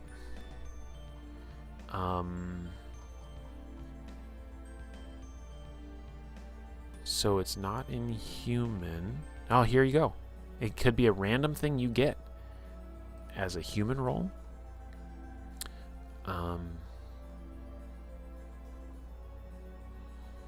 Not there.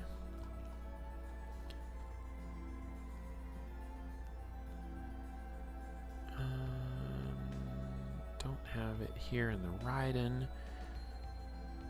Don't have it here. Sea folk could not get it.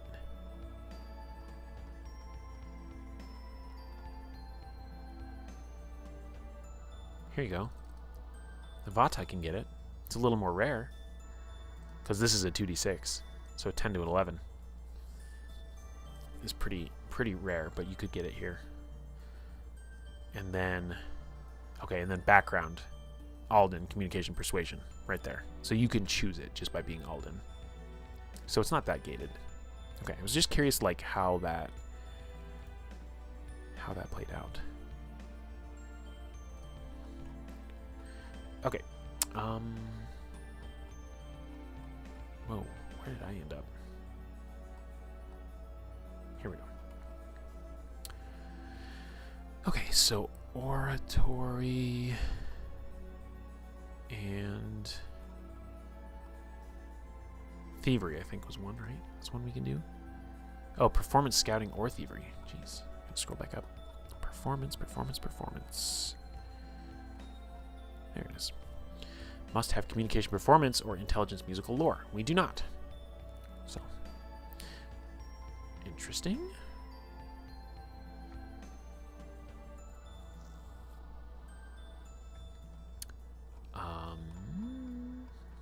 Angry Bear.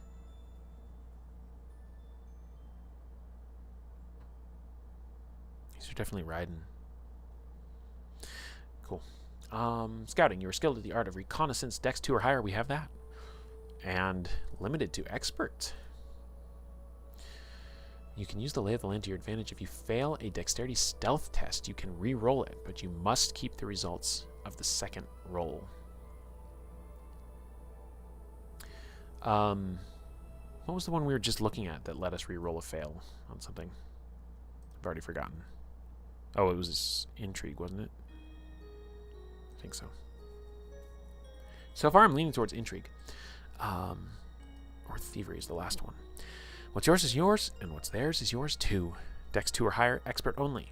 You don't let lock stand in your way. If you fail a dexterity lockpicking test, you can re-roll it, but must keep the results of the second roll. So there's talents in here who just like about re-rolling specific things.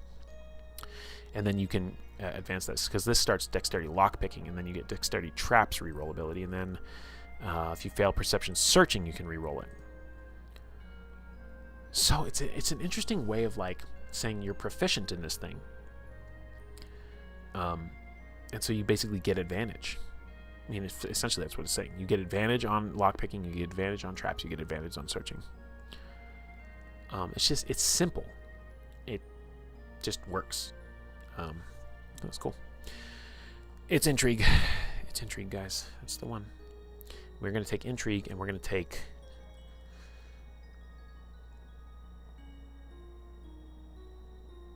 Let's do it. We're going to take romance. I know I wasn't even considering that earlier, but we're doing it. Communication. So we have bargaining and romance. I'm getting a picture of this sea folk character who's like, they hang around the shore and they're kind of like alluring people and making deals and stuff. I don't know. They're kind of interesting. They're taking an interesting shape. I didn't see anywhere to put defense yet. I know we're going into equipment here in a second. Equipamento. Right. Step 6. Pick their important equipment. And then, yeah, we'll get defense and speed. And then a name. Goals and persona and relationships. We're getting there. We're almost there. Alright. Equipment. Okay, let's read this. Unlike some fantasy games, including the Fantasy Age basic rulebook, Blue Rose doesn't worry too much about some of the particular differences between various types of weapons, armors, and equipment characters use, and neither do I. I don't care. I just don't care. Huge equipment lists and differentiating mechanically between longswords, bastard swords, and falchions isn't what the swashbuckling action and romance of Blue Rose is about. Instead, characters have weapons, armor, and equipment that fit into broader categories that can be customized or defined as players and narrators desire. This section examines the way weapons, armor, and other equipment are treated in Blue Rose. Weapons are divided into weapon groups. We just read this earlier because we were confused about it. All weapon groups rely on either accuracy or fighting to attack. Now, we now have a broader list. Where'd they go? Broader list of weapons groups. So we are not limited just to pole arms now. If we can find a weapon group that uses accuracy, please, that would be great. We have bows. Bows use accuracy. Okay. Okay. We're all right.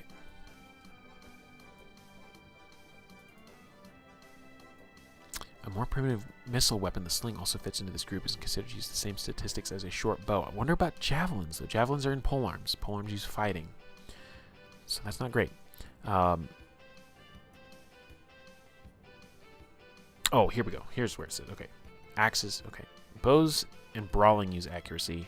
Light blades use accuracy. Hello.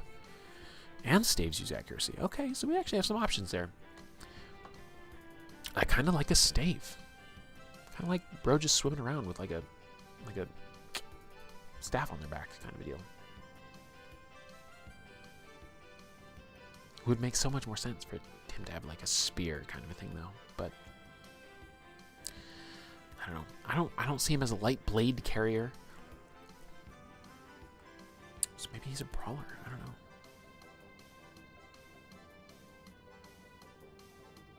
Oh, that's hilarious. Brawling.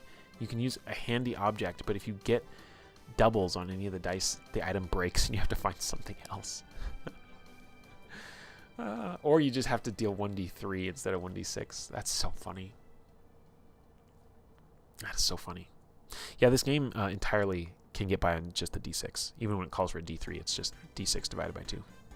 There's no d4, no d8, no d12, no nothing. As far as I'm aware.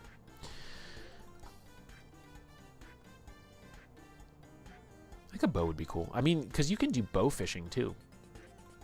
So I think that's what it's going to be. Standard bow.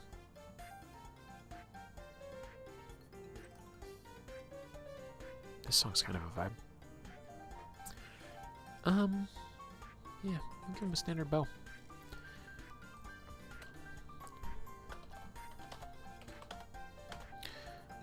Now what does it mean by, okay, by attack roll? I'm guessing it just means this is just 3d6 plus 3, right?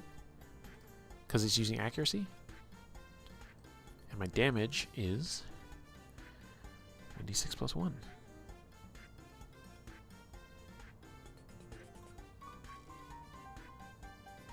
I gotta figure out this range thing too. Hold on. It's probably gonna be in combat. Because these look like I might take a penalty if I'm within 16 yards, and I might take a penalty if I'm outside 32 yards.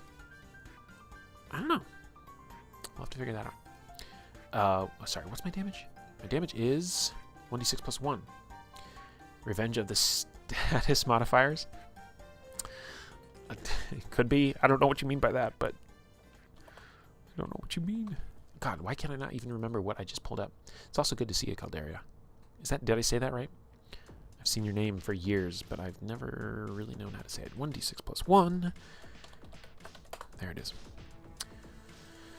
Okay, that handles the weapons. Static modifiers, yes. Makes more sense to me. Oh, here we go.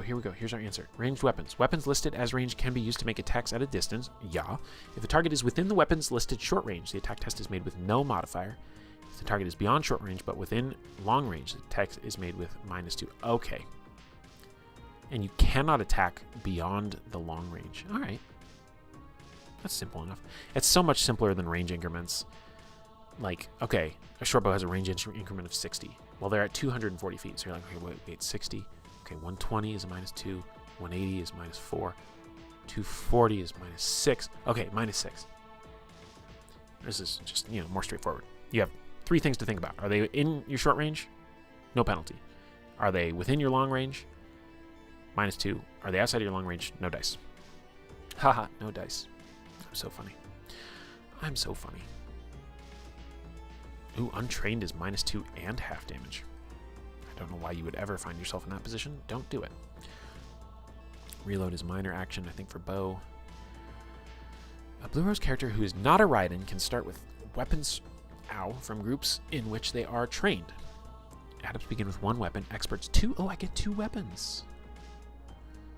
I'm taking my stave then, because I like the image of it. Oh, look at this. If a character chooses a ranged weapon, they are considered to have sufficient ammunition to use their weapon in a combat encounter. And they really only run out of ammo at a narrator's discretion. Beautiful. No arrow tracking here. All right, let's give ourselves our stave.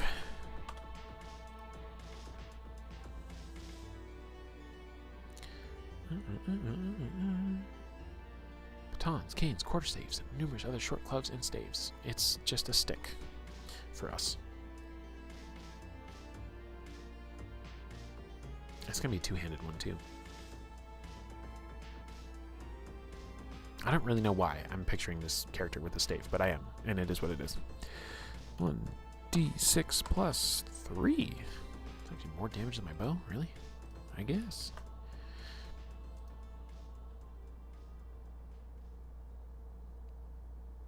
Did I accidentally mute something, or did that song just abruptly fall off?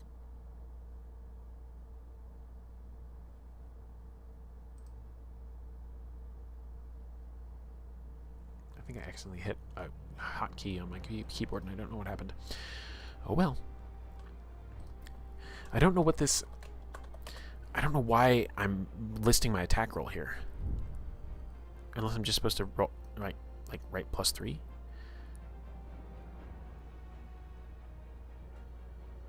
I feel like maybe there are going to be things that modify that, maybe? Maybe if you get...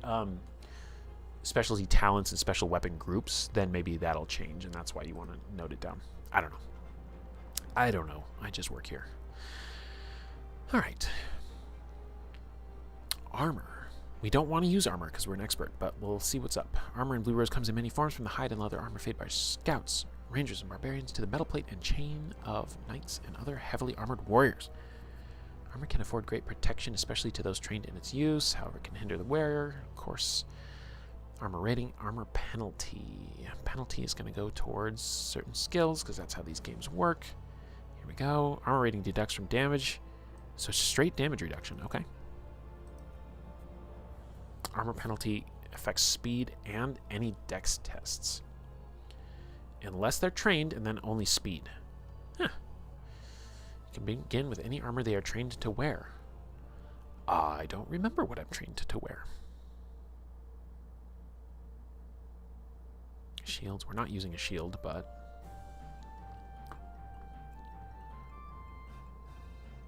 if you do not have the weapon and shield style talent, the maximum defense from shields is a 1. Okay.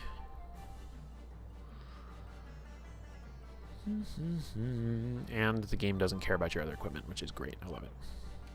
I do not care about equipment. Haha!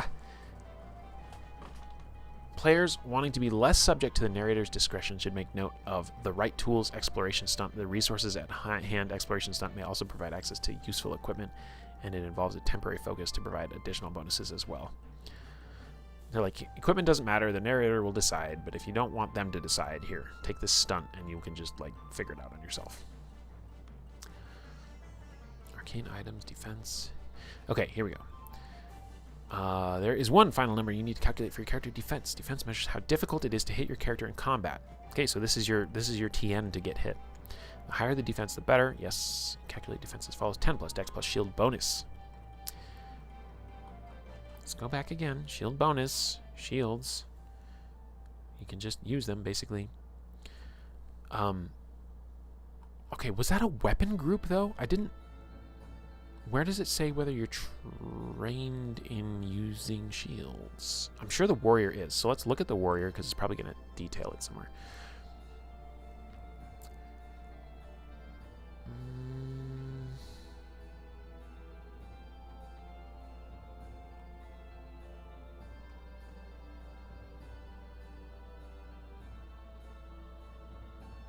Okay, it's a talent. So let's go look at the talents. Talentos. It's not Spanish for talents, but it's fun to say. Scrolling, scrolling, scrolling. Oh man, the art is so good in this book. I will have to show you my favorite piece in just a second. Weapon and shield style. Limited to warrior. Novice, you can use shields of all shapes and sizes. You get a +2 defense bonus when using a shield instead of the usual untrained maximum of +1. Okay, so anybody can use a shield, is the point. Don't show that to Derek, or are we going to have a Pumpkin Spice 2.0? Which art were you talking about? The bear? Oh, this one? I don't know that he would particularly care much for that. I don't know that Derek would care much for anything in this game, to be honest with you. I'm trying to remember, because he did look at Fantasy Age, and I feel like he had a pretty lukewarm reaction to it. But I don't know. I've been really enjoying it, and I don't know if you saw, they're doing a warehouse sale. This core rulebook, $13. Half orc with the wolf. Okay. Hold on. Let me go find it. I don't know from whence I scrolled.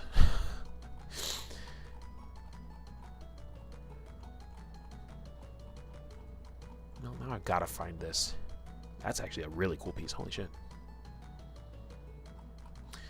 I wasn't up here. Let's see how good Adobe is at thumbnailing. Okay, that's not helpful. Something about a wolf?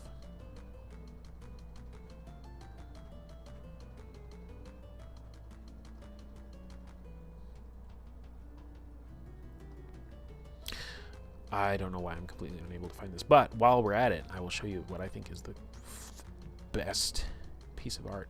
I mean, look at this 2-page spread too. Like, holy crap. Yeah, I don't know where it was. I'm flipping all over the place. This is not the like follow along. We're gonna go through the game stream. We did that before. That was the first contact. This is the base camp where we're just faffing around with the game. Straight faffing. Aw. Aw. I love it.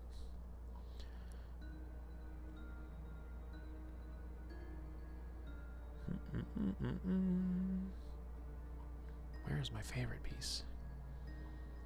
Look at this. Look how cute this is. They're just hanging out. Look at that piece, too. I know I could probably... Look at this. The atmosphere of this piece. Holy crap. And the ancientness of this tree. Oh my god.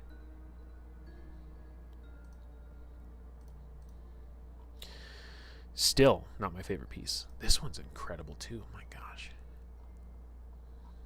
Here it is. Here it is. Oh, it's so tasty. I could lick this art.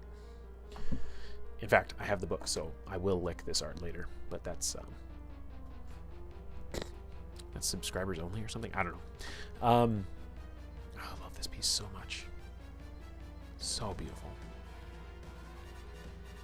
I'm literally just getting lost staring at it. That one's good. That one's good. That one's great.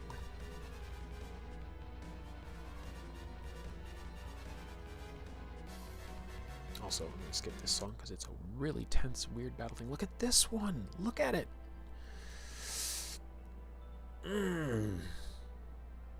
Really love the art in this book.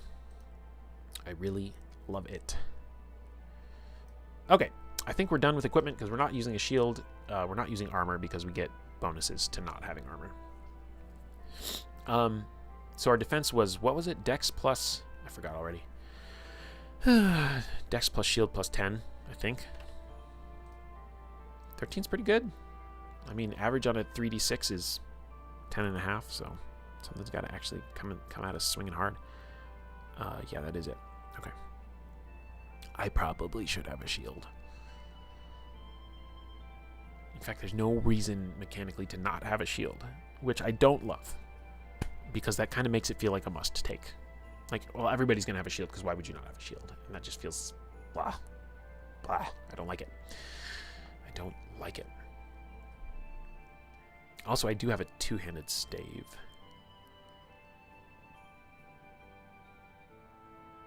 Could be worse. I guess look at poor Nicole. She's only got a defense of 11. Yes, okay, so I'll tell you briefly. So, age system. Okay, so Dragon Age, made by Green Ronin. And then they didn't update or preserve the licensing, so they turned from the Dragon Age game into the Age system, Adventure Game Engine system. And the core resolution of that is 3d6, but they are not the same. One of the die is supposed to be different than the others. So today, for example, I have 2 reds and a blue. The other die, depending on what game it is, because they've made games for the Expanse, they have Fantasy Age, which is generic. They have Modern Age, which is a modern take on the system. Blue Rose uses the Age system. Blue Rose is actually existing across 3 systems now. It was published in 2005 under the True 20 system, which was a spin-off of D20, whatever, something or other. It was redone in 2019. That's this version here with the Age system. And then they are working on a new game called Wardens of the Blue Rose, which is a specific slice of the lore of the game where you're like young adventurers.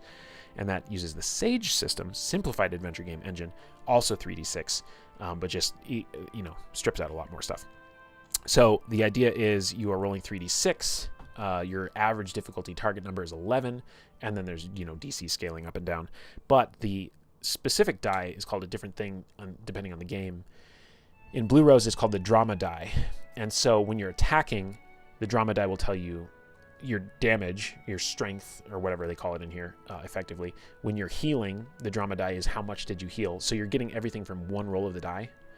But also when you're rolling a simple test, the drama die tells you kind of like how well you succeeded. It's not a degree of success because it's not going to tell you failure or success, but if you succeed, the number on the drama die tells you like, did you do a good job or did you kind of just barely sneak through? In the core Age system, there's no way to modify the die results, but in the Sage system, there is, because you have a unified fortune mechanic, and it's kind of your health. It's your physical health, like you can be attacked. It's your social standing health, like you could have somebody make a jabbing insult at you at a party, and that would also reduce your fortune, because it's this narrative construct of like, can you keep going?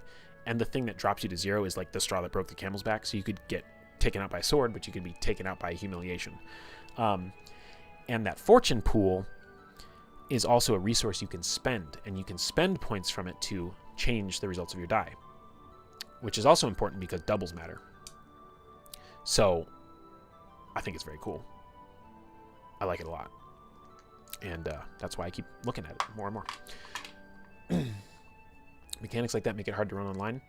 I can't remotely fathom what system would have a challenge running that. Because you could even just use, just any die roller and do 3d6 and say, yeah, hey, everybody, the third number is your drama die. You don't have to program a macro or anything. That's it.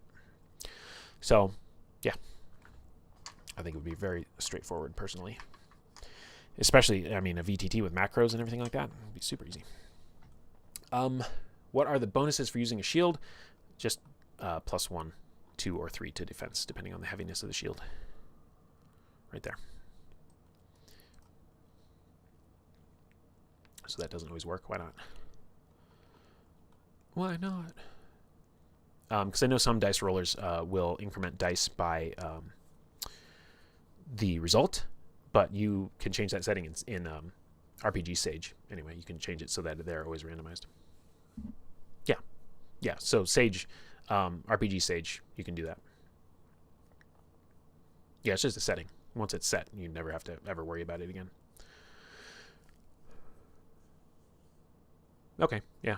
You could also always roll it as 2d6 and then 1d6 separately, which would be a pain, but I assume it's easy enough to go into settings of whatever system you're using.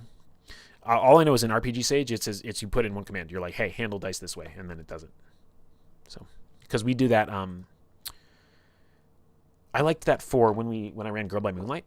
Oh, the album ended. Let's put a new disc in. In Girl by Moonlight, I liked it because it would still highlight the best roll. But you could tell which die you actually got your success from. So if you gave somebody a link, or if you aided them, and that's the last die that got added, then you could be like, hey, like, I'm the reason that you succeeded because of my extra die. It was a cool little extra thing. You had the same issue with Daggerheart. Daggerheart, I could see where that would be a little tricky. Do tests to make sure it wasn't putting the highest D12 first. Yeah. Yeah, I mean, again, I don't have that much experience with VTTs. I would assume any VTT where you're running Daggerheart, you would hope would have a system built in for that to handle it. But you could easily do that in Sage as well. RPG Sage. There's so many things called Sage now. Where you just have it, like, actually output and say, like, hope die this result, fear die this result. You could just make a macro that just, you could call it roll, and it would kick the macro in, and it would do that. Or, yeah, you could just do that dice setting and say hope is always first, fear is always second, whatever. Yeah. Anyhow. What is our next step? Is it name? Because that's going to be a problem. Tailspire using bespoke dice just isn't worth it. I do not know a single thing about Tailspire.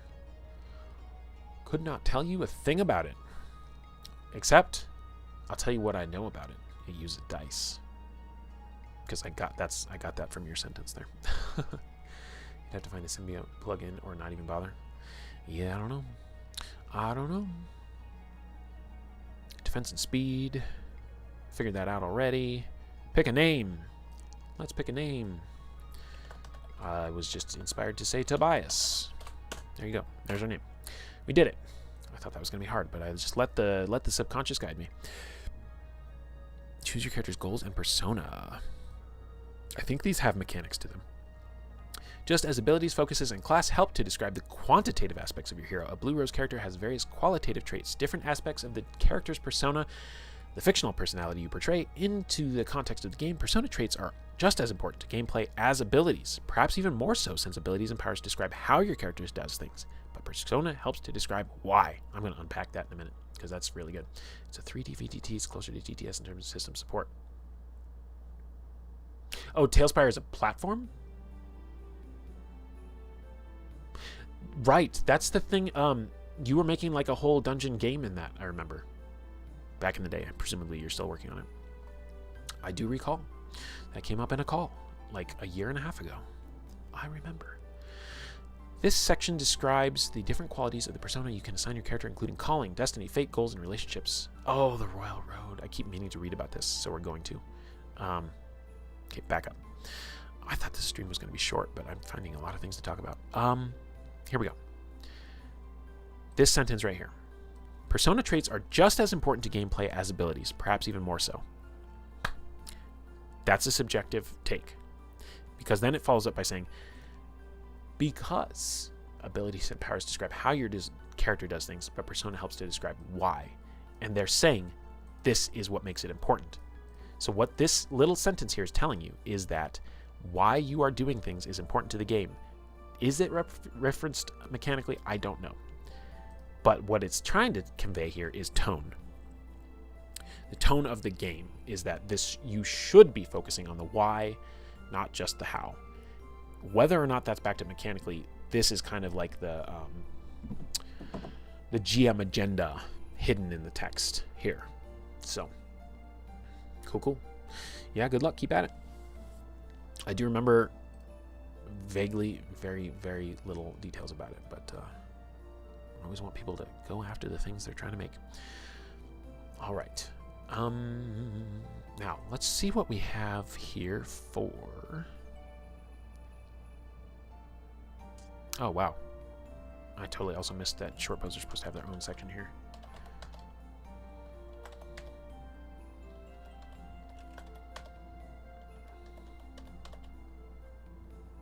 Was it 36 yards? I think it was.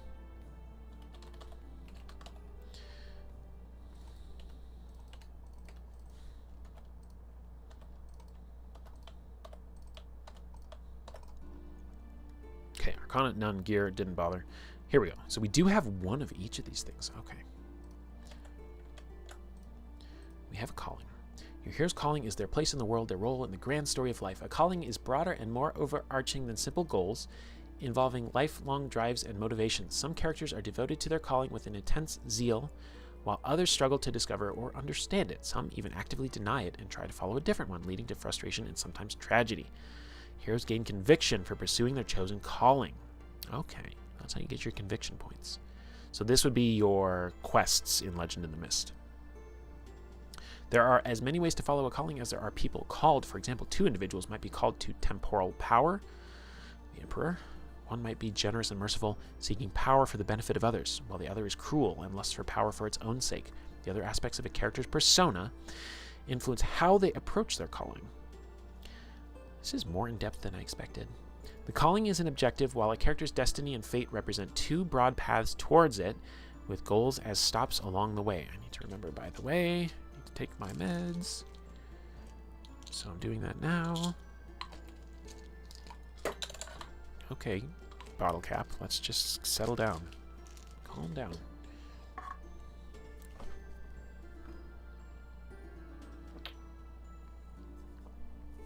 Alright.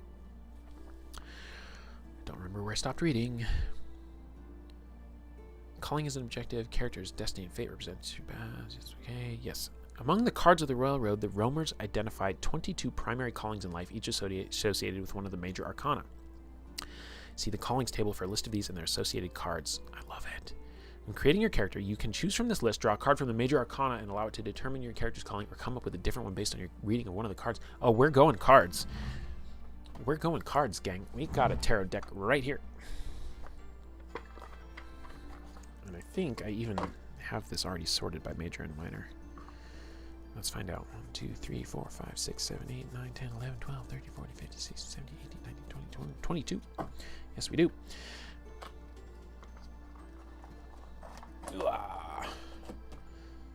Okay. Let's read this really quick because I've been meaning to read this ever since I looked at this system. The roamers are longtime students of destiny and fate. They have studied the vicissitudes of life. Vicissitudes. I don't know that I've ever had cause to say this word out loud in my life, and I don't even know what it means. Let's find out. Vicissitudes.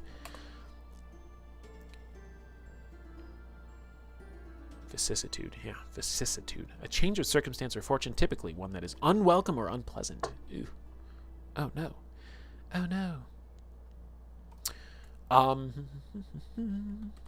Roamers use the deck for fortune telling and to meditate on the passage of life. And Roamer seers sometimes use it as a focus for their arcana. Roamer caravans take pride in creating their own versions of the deck, attempting to outdo the artistry of others. Each card bears an image and often a name and number. Major Arcana, 56 Minor, 4 Suits. Oh, I don't know this lore yet. I haven't read this far. Okay, the 4 suits of the Minor Arcana are associated with the Primordials, swords with Selene, chalices with Braniel, rods with Marina, and pentacles with Anwarin. These must be the... I do remember briefly reading something about the Primordials. 7 gods of light and 7 exarchs of shadow are said to govern the light and shadow aspects of the major arcana. Huh? And some of them are depicted directly in the cards. Did they make... Oh, man. I don't think they have made an actual Royal Road tarot deck, but I would buy that. Green Ronin, if you're listening, I would buy it. And I don't buy much. You know this because I waited for your warehouse sale to buy the books. Sorry about that, by the way. Hope clearing out your space is being helpful to you. Is there a tarot deck as part of the Kickstarter for this? I don't think so, because in all the poking around that I've done, looking at the game, I've never seen it come up. So maybe it's out there. I didn't see it on their website. I haven't seen it. There was not one for Wardens of the Blue Rose, I can tell you that much, because I did back that, and that was not an available option. So you would have thought that would have at least shown up as an add-on there if it existed. So opportunity. I know printing and distribution is a but for instance, if Athene appears on the major arcana card Temperance, Galenir appears as the Hermit, and Alora as Justice. I wonder if they go into specific detail about the Royal Road in one of the adventures. But it's also possible that there's a lot more about it even just in this book, and I just haven't gotten to it yet, so is what it is. Okay, now there's a calling table, it said? Here we go. All right. All right, let's shuffle really quick. I gotta move my keyboard out of the way. Does it do, it doesn't do reverses. Okay, so I don't need to worry about that. I bought this deck so that I could play Ballads of Dawn, Hime Utsugi's game. So it'll get some screen time if I end up playing that on stream. All right, I don't know if it's usually cut the deck or not, but here we go. You guys can see it before I do. I don't know what it is. It is my finger on top of the letters is what it is. The Lovers? Hell yeah. That's what's up. That's a London Station stream special right there. Pulling the Lovers. Okay, Lovers. My calling is true love. Oh my god, it's so perfect. I literally already took communication romance.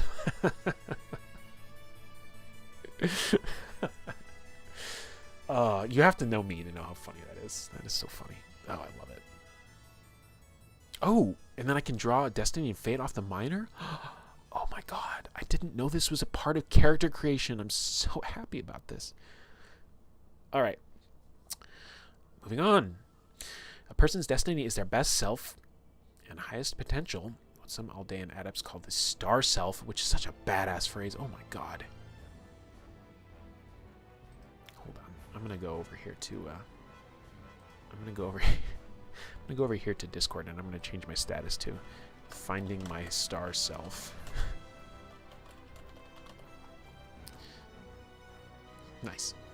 Okay. A person's fate is their worst and most corrupt self, what an Aldean adepts call the shadow self. It is the rejection of one's divine nature in favor of the often cruel impulses caused by dwelling in the world in the terrible draw of shadow.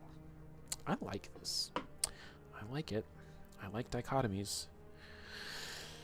Let's see, this deck has these two special cards that don't get used. This rejection of one's divine nature in favor of the often cruel impulses caused by... Oh, I just read that. Destiny and fate are each defined by a particular characteristic or trait and associated with a card of the minor arcana of the Royal Road, as shown on the Destiny and Fate table. As with calling, you can choose your character's destiny and fate, if you're lame, or draw cards from the minor arcana, if you're awesome, to determine them. Because of the hubris of Anwarin and the actions of the primordials, all people have a destiny and a fate and exist in the space between them. I can't believe this. I can't believe I didn't get to this in the introduction stream of this game. I'm kind of upset that anybody who watched that First Contact stream will not know that this existed. So hopefully people who are interested in that stream also watch this one, because this is cool. Characters gain conviction by pursuing their calling in accordance with either their destiny or their fate. Huh. So you pursue... Oh, wow. Okay.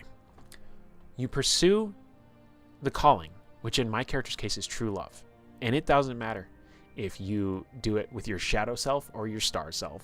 As long as you're going for it, you get conviction points. Because the conviction there isn't a moralistic lens put on your conviction points. They're just like, yeah, you're going for it. You can use that. That's fascinating. The narrator decides when an action is an appropriate fulfillment of these requirements and awards the player a conviction point, although players can and should point out actions they believe merit a conviction award for their characters.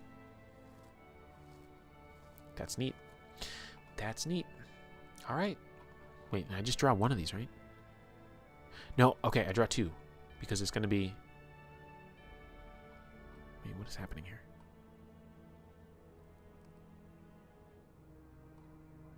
Oh, I'm supposed to separate them by suits. Huh? Right?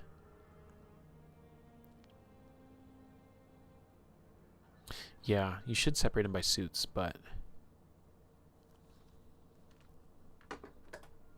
I'm not going to do that. I'm just going to redraw if I get the same suit draw. I wonder sometimes if my game will overlap with any of the seemingly 12,000 fantasy heartbreakers, and so far so good. So far so good as in it has not overlapped. I hope that's what you mean. There are so many games doing so many things, and I completely, you know, in the year that I was away, didn't keep up with any of it. So I have a very, very brief touch point with Draw Steel. I know very little about Daggerheart. You know, Trespasser got a lot of attention. Don't know anything about that. Grimwild. Stonetop is getting all the love right now. Don't know anything about it. Anyway, yeah, DC 20 is having its challenges, I guess. What else were the big ones? I mean, Legend in the Mist. I'm all on board for that. Can't wait for my physical stuff to show up. People are getting physical stuff. I know, because I know people who have gotten their physical stuff. So I'm excited for that. But yeah. Yeah, with all the, I mean, what else? Shadow Dark. OSR revival, all sorts of things. Wardens. What was the thing that the other guy made? I know that's not very helpful. I just saw it mentioned today. Cannot think of it to save my life. Anyway, let's draw some cards. We have 3 of Pentacles. There's some art for you. The art on this deck is pretty good. It does have some weird things in like the details of the faces mostly. So I try not to focus on that. 3 of Pentacles puts us in... Oh, you don't draw twice. This gives you your destiny and your fate. I just was not looking closely enough. Okay. That's an interesting dichotomy. So our destiny is to be meticulous. So when I'm at my best, I'm very focused and attentive. And when I'm at my worst, I'm sloppy. That's interesting.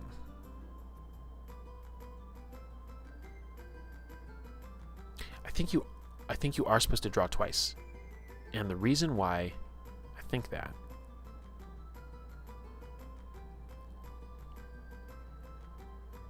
is that these are two opposite. Do you know what I mean? If you're going to get a conviction point for following true love, and you get the point if you do it meticulously or sloppily, then like, what are we even doing here? What are we even doing here? So I'm going to draw a second card. That's how I read that. All right, 3 of Pentacles. You go up here. The next card is King of Wands. Look at this guy. He's pretty cool. Oh. I don't know why I'm also showing this art when I'm in like my tiny little overlay. There you go. Anyway, should have done that for all the other ones too. So, King of Wands, what do we got here? It's generally a good card, right? King of Wands. Oh, are they rods in this system? Yeah, because it's cups. I have swords, cups, wands, pentacles, but this is going to be rods instead. Self-righteous. Ooh. Gross. But all right. I mean, I can kind of see it.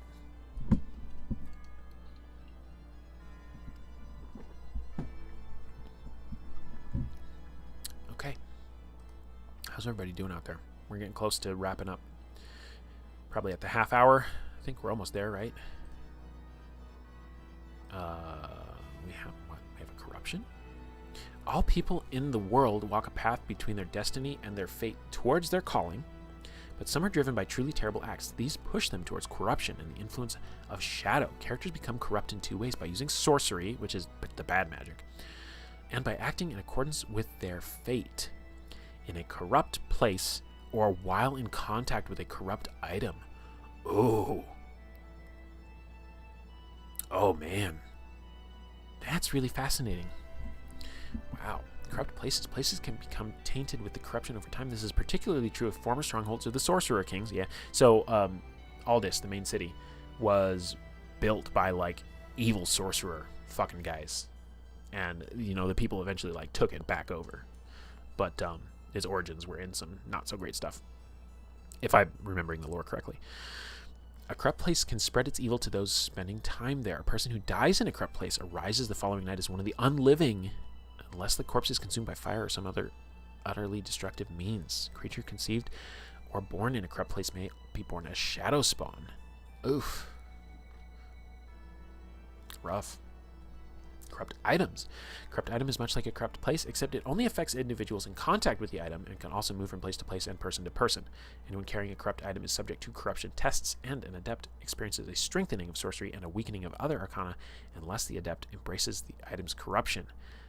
risking greater personal corruption into the bargain. A corrupt item also has the same effect on its bearer as a corrupt place with regards to death, conception, and birth. If these seem very literary, that's absolutely the vibe I get from this. When I'm reading these, I'm thinking of books by like Terry Brooks. I'm thinking of books by like Lloyd Alexander and T.A. Barron, and like these fantasy books that I read as a youth. And it's interesting that this is showing up at a campaign-wide level.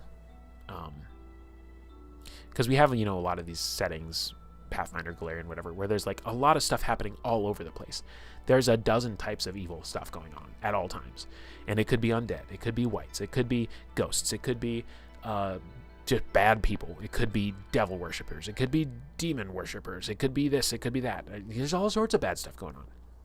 But this is really casting this setting as like, there is a shadow force, which I do think I remember reading in the first stream, talking about the Word and the Void, which are the concepts from Terry Brooks's Running with the Demon series, which I have on the shelf behind me, some of them anyway. And just having that literary sense of like, there is a main conflict between good and evil. And like, there kind of isn't in these kitchen sink settings. Like, there is no big main conflict in Pathfinder, in Galarian. There is in places like Wheel of Time, and you have a very defined like group of like monsters, enemies type thing. Trollocs and Shadowspawn and Drakkar and like all this, Murdral, all this stuff. And they're known entities, even if only myths and legends. But there's this grounding and like this really strong sense of what it is that you're up against. And I'm seeing that here. There is this corruption that happens when people touch sorcery, which is the evil version of magic. It's the non-natural magic, because natural magic is unequivocally good in this setting. It just is. The book basically says, they're like, look, good magic is good. Like, this is a literary tradition, romantic fantasy of the 80s and 90s, or was it 70s and 80s? Doesn't matter. They're like, this is the setup. This is the baseline, and then the themes are layered on top of that. So, I love ranting. It's so fun. When a character risks corruption, make a willpower self-discipline test. Target number is determined in one of two ways. So it can be base TN of the Arcanum in question, or set by the narrator. Corrupt acts. Oh man. Minor transgression, lying, and petty theft. Wow. The game is like, look, you can be a little shit, but like, you're gonna get corrupt. That's so I didn't realize it took this hard of a stance against that. That's so funny. Deliberately hurtful actions. Wow. Successful test means there's no effect. Failed test means the character acquires 1 point of corruption. I do kind of like the D&D cosmology, where you have devils fighting demons in hell forever, and celestials are about law and bureaucracy. Yeah, I assume that I know enough about the D&D cosmology by virtue of absorbing it through Pathfinder 1. But yeah, there's kind of the trap of symmetrical design to that, where they're like, hey, we have this alignment chart, and we're going to say that there's an actual cosmic force for each of these alignments, which by necessity, it's like, did that really have to be that way? But I do like the demons and devils not always getting along thing. I do like that. In New Dawn, we're in Mendev, we're next to the World Wound, so it's demons all the time. There's barely any talk of devils or whatever. But I'm starting to play in a Hellbreakers campaign coming up, and that's going to be Cheliax and like devil worship, and it's going to be completely different, and I'm so excited for it. So that's pretty cool. I would rather alignment be diegetic. Was it not? Yeah, I only got a little bit. I'm probably like 20-ish hours into Mass Effect 1, and I just haven't kept up with it. I'm so busy. I'm just so busy. Like the CRPGs, like Kingmaker that Owlcat made, had your alignment shift through the choices that you made. if that's what you mean. But yeah.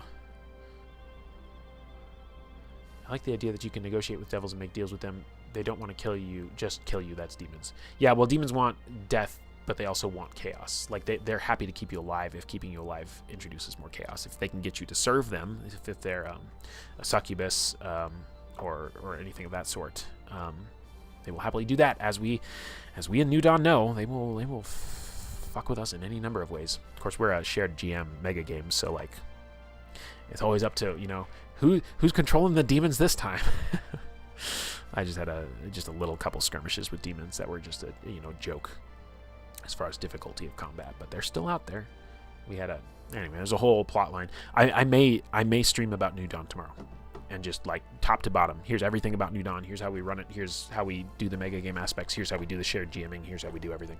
So I think it's a fascinating topic that I don't know. I think New Dawn deserves its time in the sun.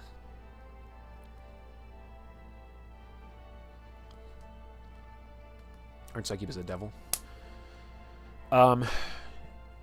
They're not currently in Pathfinder 2, I can tell you that much. Demons in D&D are basically just murder machines. Yeah, no, at least in Pathfinder 2, if you look in the monster manuals, whatever you want to call them, bestiaries, or monster core, whatever you want to call it, like the statted out demons each have like a different like vice that they are like tied to. So there's like the sloth demon, the temptation demon, the rage demon, the this demon, the that demon, and they're just like all in on their fucking thing, you know. So yeah, well, especially now after the remaster, because they had to make it as different as possible.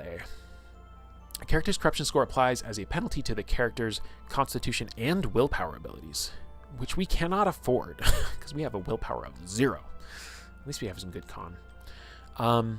2 points of corruption has an effective... Wait. Oh, this means a character with Constitution 2, Willpower 1, and 2 points of corruption has effect. Yeah, we know the basic math there. Victims of corruption experience these penalties as physical and mental symptoms. Oh my god, I love it. I love that the game is just like, look, this is real. Physically, they suffer fatigue, weakness, nausea, weight loss, and a gnawing hunger that is never satisfied. And this is your classic, like, Matt takes the cursed dagger type stuff. Wheel of Time. Psychologically, they feel growing fear, anger, paranoia, and mistrust. When presented with an opportunity to regain conviction by acting in accordance with their fate, corrupt characters must succeed on a TN 11 willpower to resist.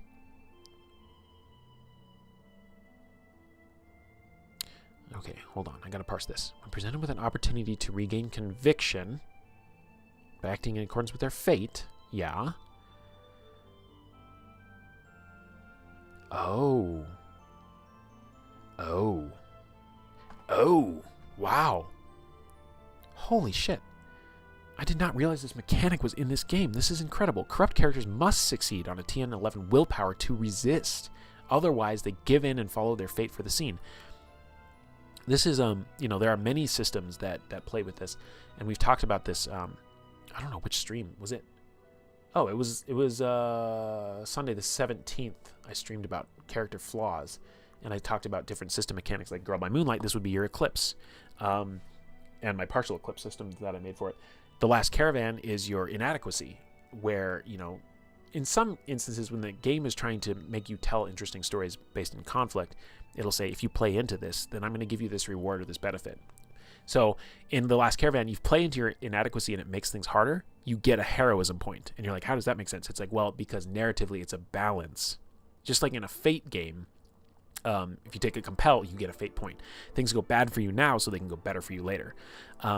This is really interesting because it puts you in a place to have to be able to resist or follow your fate for the scene. And this is set up in character creation. It's like, look, this is what you are at your worst. It's written on your character sheet. Expect it to be coming up in play if you do corrupt shit. If you don't want to play into your fate, then don't do corrupt shit. I like it. Ah, man, I can't believe I didn't get into any of this on that first stream. Corrupt characters whose willpower drops below -5 go mad in accordance with their fate, completely consumed by it. Corrupt characters whose constitution drops below -5 die. The following night, the dead character becomes an unliving shadow. Holy flip. This is awesome. This is so cool. I also shouldn't have the bookmarks up this whole time. Sorry, guys.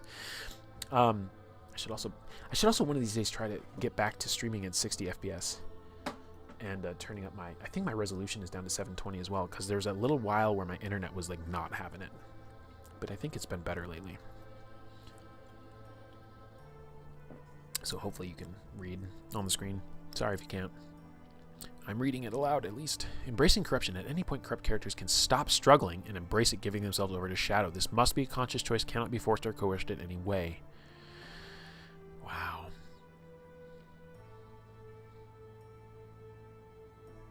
So you don't give over the character completely, because there's all the rules about, like, you can't be healed from it, you can't be this from it, you can't do whatever.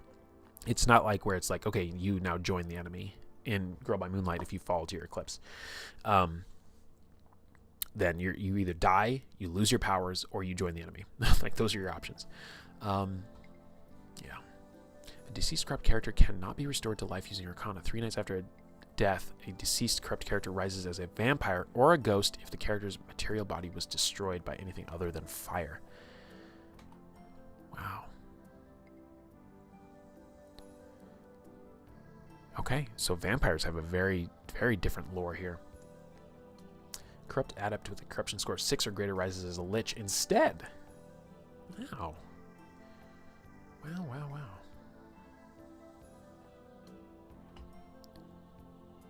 Some corrupt characters deliberately cause their own deaths once they have embraced corruption to achieve one of these unliving states. Yikes. Is this even on the sheet? Corruption. Okay. I was expecting this to be like you're supposed to choose your corruption theme, but really this is, I think, just tracking how many points you have. Redemption. Eliminating the influence of corruption is a long and difficult road, so it's little wonder that many victims choose to embrace it. Oh, or simply struggle feebly until death and unlife claims them. And, you know, the point of this game is to, like, bolster your allies and help your friends and keep them from falling to corruption. But it's here. It's here, if nothing else, as a cautionary tale or to scare you away from doing bad stuff.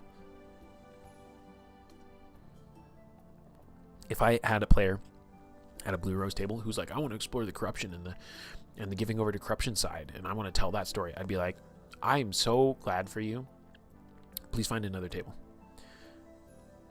Because that's not me. Like, I'm happy that you want to explore that, and I hope you find the right table that wants to do that with you.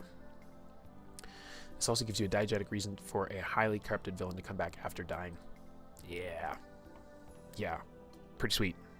Pretty freaking sweet.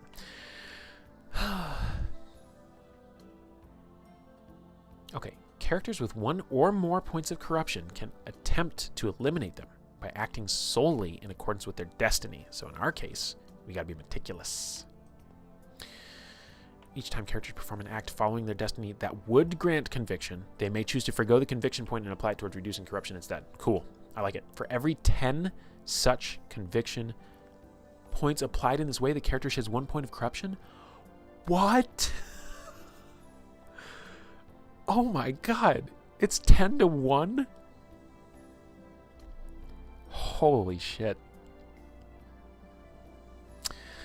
Note that characters can still gain corruption while working towards eliminating it, so it is often a struggle to stay ahead of the character's darker impulses. Wow. Wow. Characters may also find themselves in need of additional conviction on occasion, taking an awarded conviction point rather than applying it towards their redemption, yeah. Or gaining conviction by following their fate. This slows but does not end the process. If you've chosen to embrace, you can't earn it that way, so you have no redemption avenue to you. Yikes. Alright, calling, destiny, and fate help to drive characters in Blue Rose, while goals describe the things they move towards on their journey. Goals are things your character wants to achieve, usually in accordance with the other qualities of the hero's persona. When you create your character, choose at least 2 goals. Ideally, consider a short-term goal something the character can achieve relatively quickly, and a long-term goal something that may take years or even a lifetime to achieve. You might even want to have 2 short-term goals depending on how ambitious your hero is, but try to keep your list of goals to no more than 3 at a time. Right. These goals can be anything you want, from become a Blue Rose Knight or achieve nobility in Aldea to find the mysterious assassin who killed my parents, or etc, etc, etc. No mechanical effect, clear definition of what you're doing. Okay. As they achieve them, replace them. Cool. So that's just guidance. It's play guidance, which is great.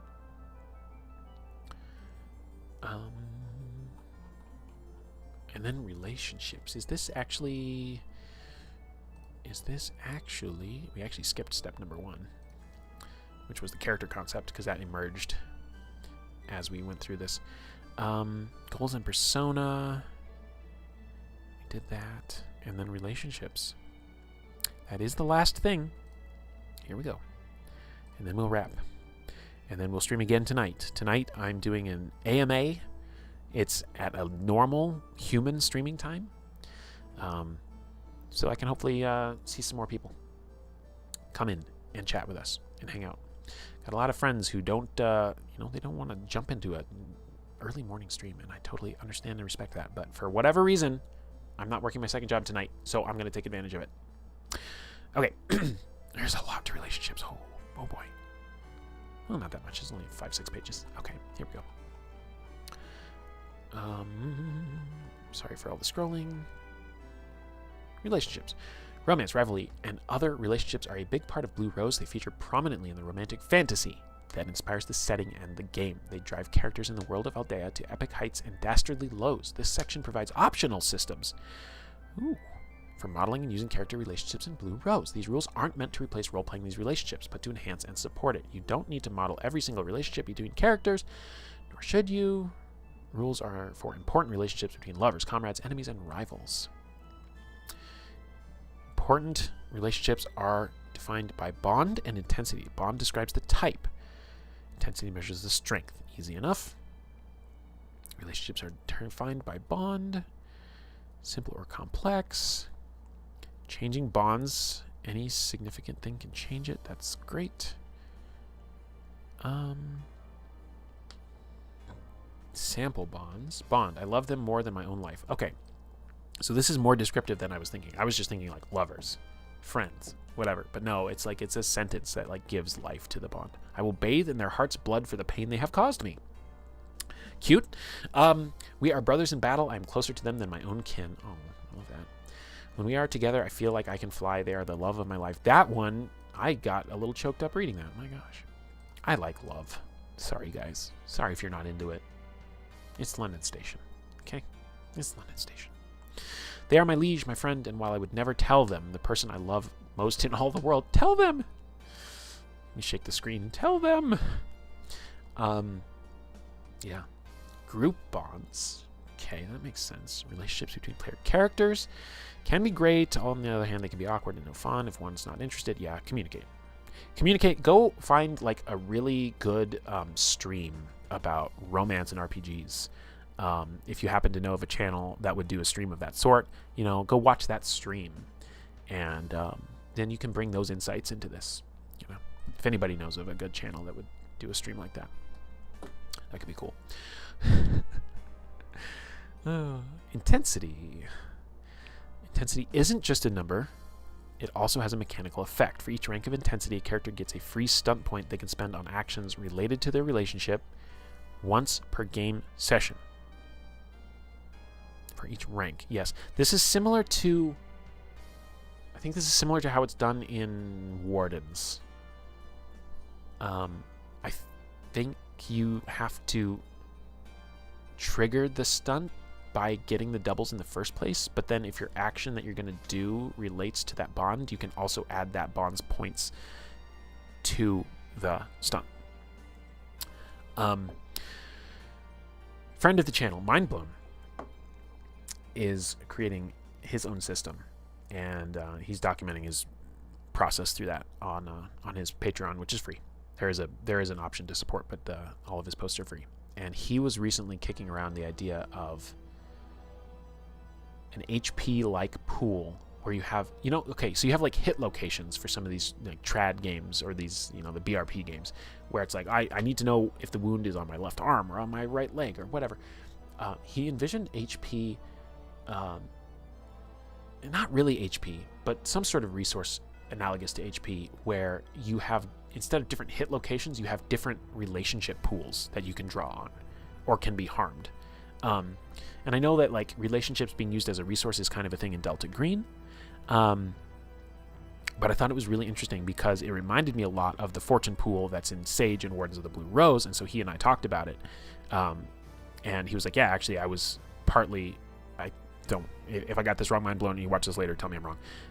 He was like, I was partly inspired by the fortune system in the Expanse RPG, which is an age system, which is where they introduced the fortune mechanic that is eventually become in Sage and now Wardens. But it was really neat that he's started to segment even the fortune pool into separate little pools so that you're protecting and using these relationships as this more dynamic resource that I think is really interesting. So anyway, shout out to Mindblown.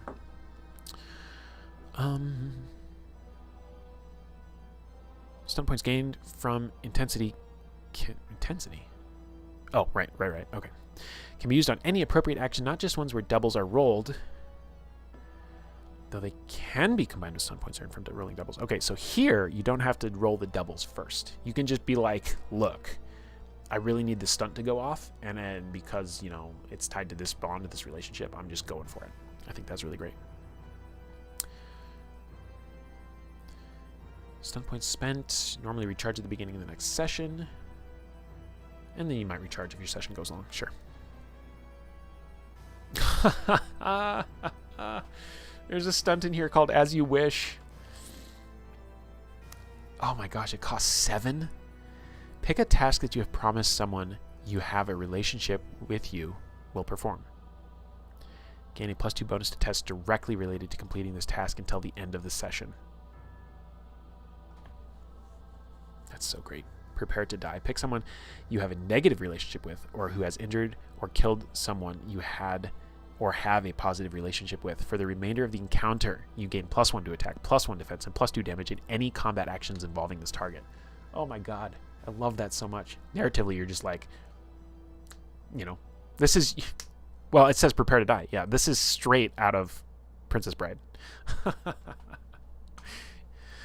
My name is Inigo Montoya. You killed my father. Prepare to die. That's hilarious. And it's hilarious that they were able to make those references and not make this hokey. Like, just the name, if you know, you know. But, like, it's not super cheesy and over the top. I like that. In addition to spending intensity to gain stun points, there are special stunts involving relationships that can also be used. And they are these two right here.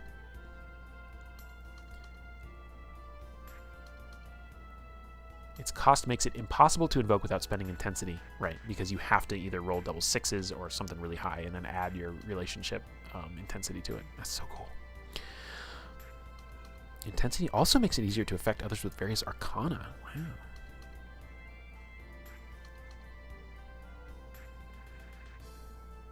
Wow. Interesting. Changing intensity. Intensity increases or decreases over time. I will say, Ballads of Dawn, again, Hime Otsugi's game, which I may play solo, uses a tarot deck, and it's a solo romance game, and a lot of that game is about tracking the evolving... the two stats used in that game are Fate and Favor. Favor is like how much they like you. It can be positive or negative. And then Fate is like this meta score that can grow and change, and it reflects like how likely they are to pop back up into your story. So it could be somebody with negative favor and a high fate, which means they're likely to come up more. Like, you'll draw a prompt, and it'll be like, who is this character with? And it'll be like the character that you have the lowest favor with. And you're like, well, that's the person who hates me, who has favor -4. Or it might say the person you have the highest fate with, which might be that same person, depending on how things have played out. So, but yeah, the intensities of those relationships come and go. And then also you can like hop tracks between platonic and romantic to platonic to like enemy. Like, you can hop tracks with these different relationships as you play. So we'll have to take a look at that someday. We'll have to take a look. Okay, expressing relationships. When recording a relationship, the name, the intensity in parentheses, and then the bond.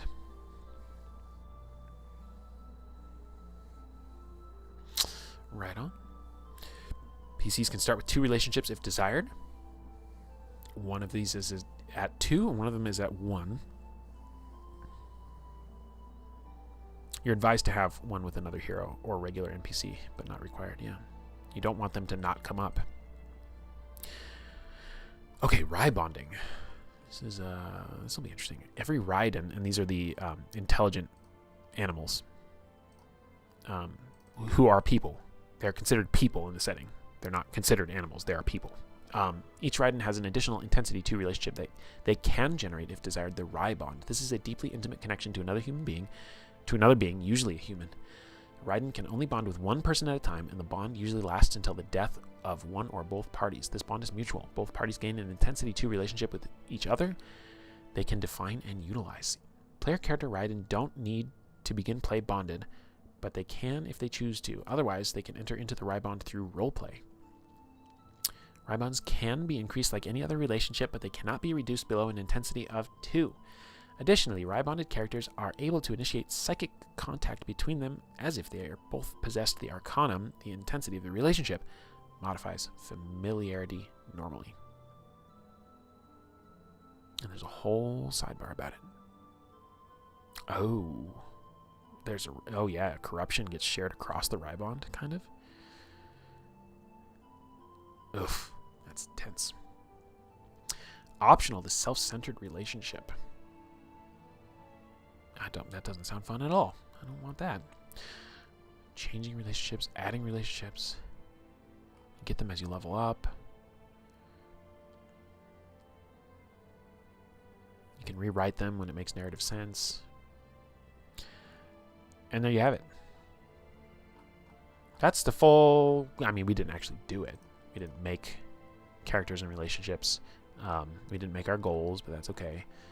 We didn't do the character concept either, but we went through. The mechanics of this are very straightforward. You generate your stats. You take your racial abilities, and you take your class, which gives you a starting talent to choose. Your class modifies a couple things. You calculate your speed, your defense. You choose, 1, 2, or 3 weapons depending on your class. You write down what your weapon groups are. And you're done. I mean, and then you generate, your role-playing guidelines, and then you're done. Not bad. Pretty straightforward. Pretty straightforward. And I like it. It's lean. Like I said before, I think a lot of the game happens at the table rather than in like a build. There are, builds, and there's magic, and there's talents and things that you can get that we could look into more deeply, but we have not done that. So it is what it is. Did my chat stop updating? Oh no, it did. Okay, it's good. Although I need to remember, every time I do this, I have to manually switch it from top chat to live chat because I've had people's comments get hidden by YouTube before in my little scroller. Anyway. But that's it. That's it for today for Blue Rose. Every time I look more into Blue Rose, I'm like, yeah, I like it more and more. I would love to play. I'd love to play or run. A small campaign of this, not like a 1 to 20 kind of thing, because they do have levels. But I do think it would be quite interesting. It does sit in that fantasy space though. So it has a lot of competition for that slice of my mind. Especially as New Dawn exists and continues to exist, that's going to be the big dog in my fantasy life.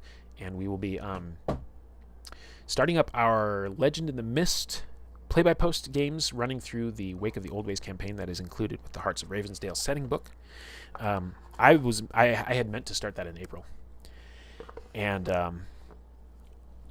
just with working the second job and... also, I just had a lot of things going on in New Dawn that were really demanding of my time. Still actively running 2 missions and running an event right now that are all kind of close to the finish line. And then, by the time that they're finished, people are going to start getting their Legend in the Mist books any minute now. Because like I said, one of our friends of the channel has been getting her stuff because she helped make the game. And helped make the game. She's the lead artist. But, so she is actually posting pictures of the physicals in the London Station Discord today. Great segue to mention that if you're not a member of the London Station Discord, it is so easy to get in and join because I have a $1 tier, for crying out loud. It's $1. It's broken, it's not supposed to give you the access that it does. It's supposed to give you access to one channel, but then something changed and I never went back to fix it. So it's just the budget tier. Like, you know what? It's the budget tier. It's fine. Come in and hang out with us. We also have a $3 tier that gives you pretty much everything that you could want. 5 is really the default. And then if you go up to 10, you do get access to the Signal newsletter, at least the exclusive articles that I write into the Signal newsletter, which is, it's like if I took a stream idea and I wrote it up in an article. It's like an extra thing. So that is available to you, which I need to get that finished as well. I'm a month behind. Yikes. Not good. Not a good look. But yes, London Station Patreon gets you access to the London Station Discord. That's where we hang out. And like I said, we're going to have some Legend of the Mist games starting soon. A lot of cool people in there who like the sorts of things that I like and are kind, wonderful people who will have a lot of really deep conversations with you if you so choose to have them. But what else? I did say at the beginning of the stream, thankfully, for once in my life, to like, follow, subscribe, do all the things, leave a comment. Because, like I see now, apparently there are 111 of you. And most of you, I can reasonably conclude, I have not heard from. And I'd like to get to know you. So leave a comment if you're so inclined. We are going to raid out to our friends. And oh, shoot, I always forget who we raided out to last time. Our friends of the channel, Zach and Cheeky, who are my unofficial adopted cousins, are streaming. Zach is doing art. Cheeky is doing Stardew Valley, because I think she's prepping to be part of some big collaboration thing. Whatever. So, this is also quite an interesting track to end on. Let's skip that. I think we raided... I don't remember who. We'll go to Zach today. So anyway, I made a lot of friends on Twitch over the last year. We're not on Twitch, so we can't actually raid. But we do, when we can, go over and say hi and support our friends because they support us. Refers are going to be funny on this one. Tell me about it when you find out. Let's see. So we're gonna go. I'm gonna go over and hang out in Zach's chat for a little bit. If you'd be so kind as to drop in and say hi, this is a London raid, I would appreciate it. And then you can just disappear. It's called the Raid and Run. They know what it is. That's the whole Twitch, the whole Twitch life. But these are good friends of mine. They're good people. Zach and Cheeky are great friends. They're honestly friendship goals. They're like best friends and have been for 20 plus years. And it's like, if watching them bicker and banter with each other is like watching a sitcom. It's delightful. And you might know them from, we actually streamed No Man's Sky together a couple weeks ago. So I was in the ranks. Anyway, I'm going to head over there. We are streaming again tonight because I don't work my second job tonight. We're streaming again tonight. It's 7 p.m. Eastern time, 4 p.m. Pacific time. And if you're in the middle, figure it out. But I'm going to do an AMA and just a hangout and a chat for people who want to know about the channel. If they want to know about New Dawn, if they want to know about Play by Post, if they want to know about Legend of the Mist, if they want to know about what I think about outer space, we can do it all. If they want to know about, gender topics like transitioning and all that fun stuff and how hard it is to get your prescriptions filled at Walmart, we could talk about that. So anyway, I love y'all. Thank you so much for being here and hanging out as we looked more at Blue Rose. I'm going to head over to Zach. Somebody, you obviously already beat me over there. It means I got to really wrap it up fast. And I'll see you tonight on London Station. See ya.